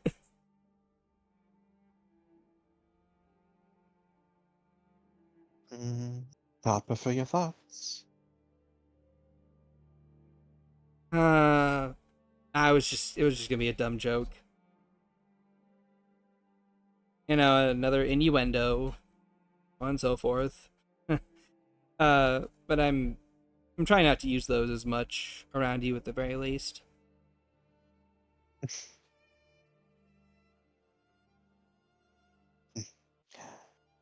I mean, unless you want me to, then, I mean, hey, I'll make those all day, right? You get one. Okay. I'll, now, before I continue, is this one a day, or is it just like one per date, or just like one in general? Just say it. Okay, fine. I suppose my outfit being detachable makes it easy to get me out of my clothes. Ha ha ha ha! Yeah! Woo! You are absolutely ridiculous. I try and be. You know, gotta have some kind of a personality to me.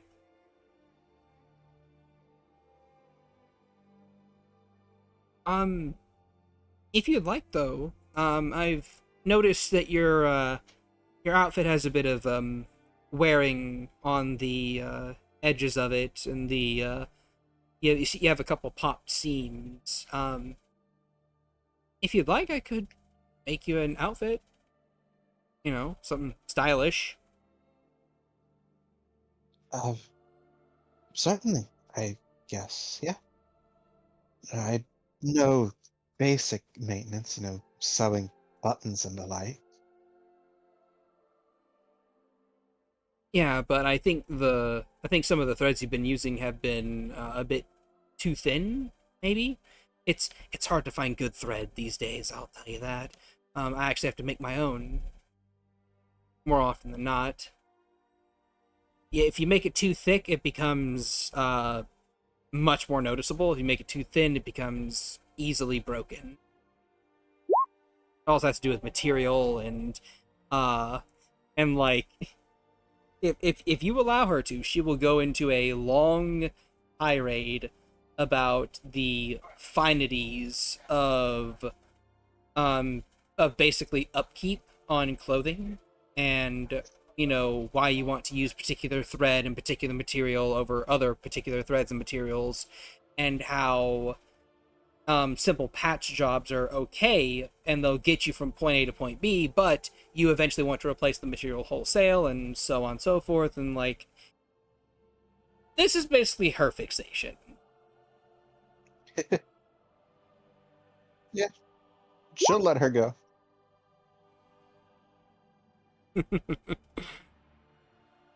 And of course, while the two of you are, continuing back and forth with your with this thread and sewing and stitching conversation, you guys are eating this mushroom platter back and forth, and on occasion she'll actually break off to say, "Oh, and I recognize this mushroom. This is a," and she'll think for a second. This is a chantrellus.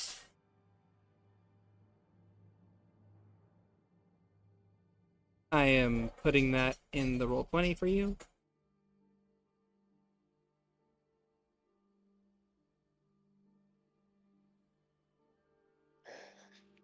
Close. Chanterelles. Ah, chanterelles. Gotcha. Exotic. Oh. Yes. As exotic as me and my amazing outfits, wouldn't you say?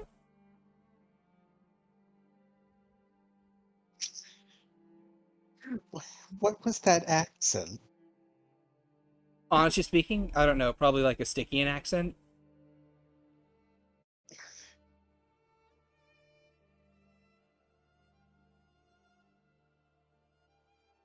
The Stickies speak weirdly on occasion, I think. I wouldn't know. I haven't really gone there yet.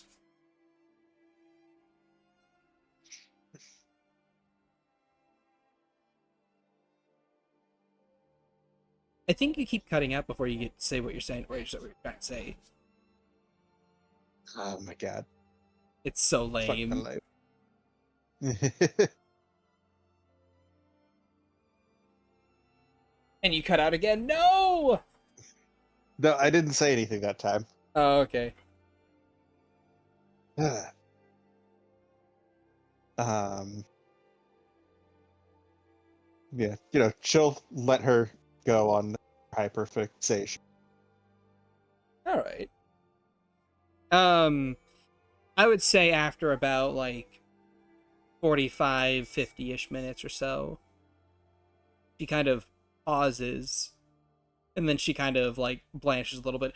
Oh, no, I've been controlling the conversation. I'm so sorry. You mean the thing that I asked you to do? I suppose you did. Sorry, I don't know. Like, did you like hearing about me talk about just clothing and stuff?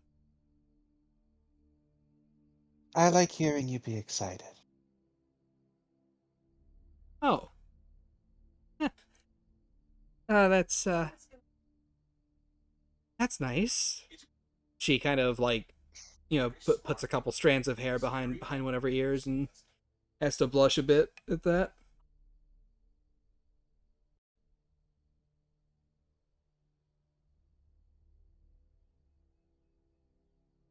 Um. So, what would you what do you want to do next? Uh, well, uh,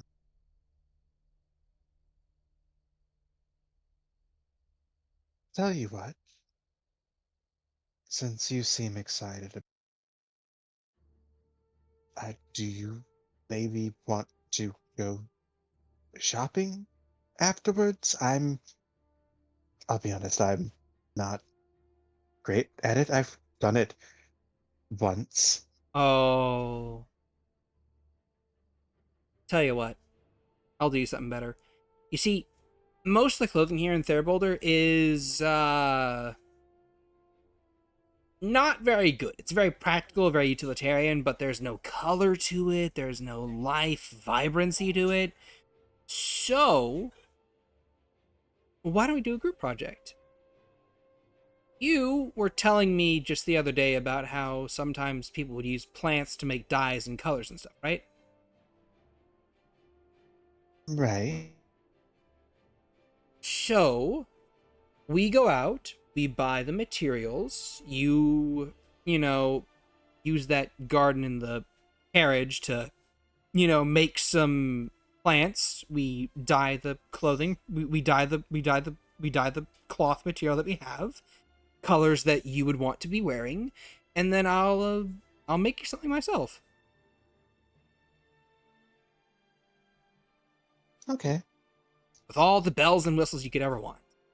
You even make it detachable like mine. Well, for practical reasons, obviously.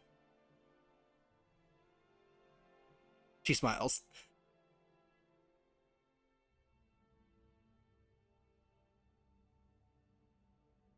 Very well.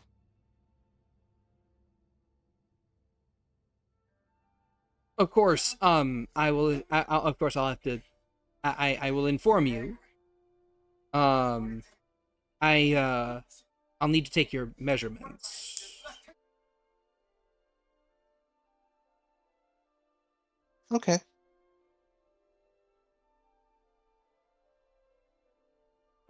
Okay. Then yeah, let's go. She'll stand up and she'll put down 4 gold on the table, which is more than enough to cover the both of you, but also add a tip as well. Onward we go. Let's go. All right. And the two of you stand up and make your way over to out of the hollow and up into the city again towards the shopping district. And while the two of you are doing that, and Morrigan and Eloise are also making their way to a different shopping district, and Vani is working tirelessly to pick up materials to, enchant weapons and more armor to help with the upcoming fight, and Agathar, Soren enjoy a moment with with his mother shopping and basically just chilling out there. We pull our camera away from our lovely place to the current sitting king of Therboulder. Sitting there, adorned in his jewel and gem-studded armor, with the 6 council members surrounding him as the delegation makes their way into the main area. Into like this little large stone hallway.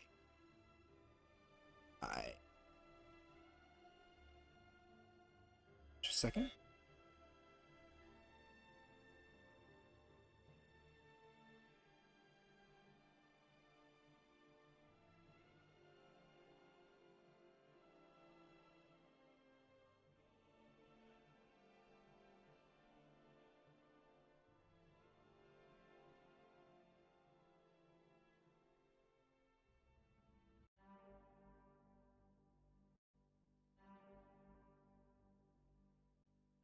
Ugh.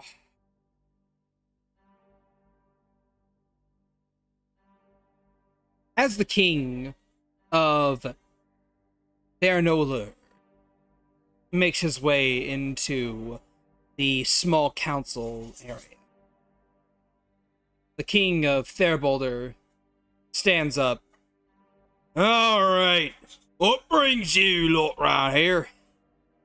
You know that you ain't supposed to be here. Ancient treaties and the like. No? Are you here to declare war or what? At which point, the tall figure behind the king simply laughs.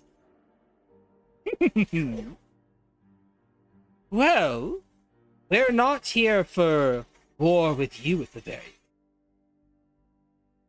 We're here for something a bit more entertaining. As, this tall figure steps forward, and the king of Therboulder steps to the side and offers him a bow of deference. You see, I am not really that big a fan of what a particular kingdom is doing right now.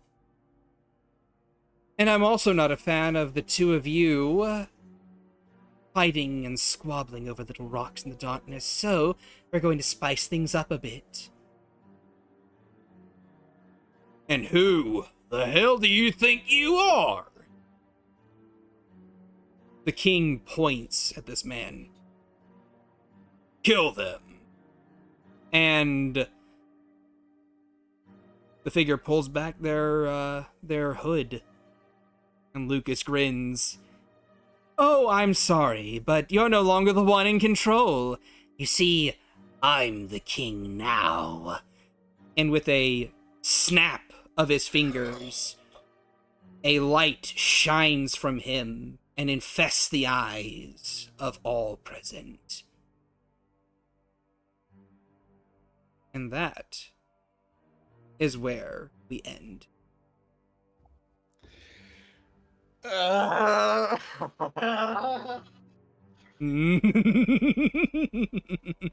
Cue the cry of Fucking anguish from called it. Agathar. Fucking... Oh, like it was fucking immediate. I was like, is that Yeah. him? And the spear showed up. I was like, yeah, that's Lucas. Yeah, same. The spear God gave it away. damn I'm like, it. Serious figures, one them with the spear, one them all happy and shit. Other one didn't get to describe at all. It's Lucas. All right, cool. Well, gotta deal with this now. Yeah. So Yeah. So, who's did you ready guys to have fight Valen? fun? Valen's not gonna fight. Well, I just flail angrily. Did you Valen- guys have fun with Valen is today's combat. session? Yeah. Up until the last part, yeah. Next session we get to continue with like 3 different plot lines at the same time. Again, it'll be great. Meanwhile, shit's going on in the background. Hooray! God damn it. Valen doesn't flail around. Uh, Combat oriented. That's the scary part. At He any has his rate. spirit- he has his spirit guardians do that for him. at any rate, No, not this revamped version of Valen. At any rate, thank you Anyway. guys. Remember, and now we're going to end our recording and go into the post stream to talk to our stream audience and so on and so forth. Remember that you can catch us live at on Tuesdays at twitch.tv/deathlyshad to to talk to us players and DM both before and after the game. Hooray! And talk about the session. Maybe even come up with a name for the title of the episode and so on and so forth. And remember to like, subscribe, comment, all the other jazz. And Agathar, say goodbye to the people. I can't remember. I think I topped last time. I don't remember. Well, Morrigan, say goodbye to the people. Morrigan? Bubby? Friend? It's been muted this whole time. Goodbye, people. Rencois, say goodbye to the people. Goodbye. Soren, say goodbye to the people. No, Mom doesn't need to know that. And Vani, say goodbye to the people. Goodbye, everyone. Yeah. And from all of us, all of you, have a wonderful day. Bye. Ah. Bye.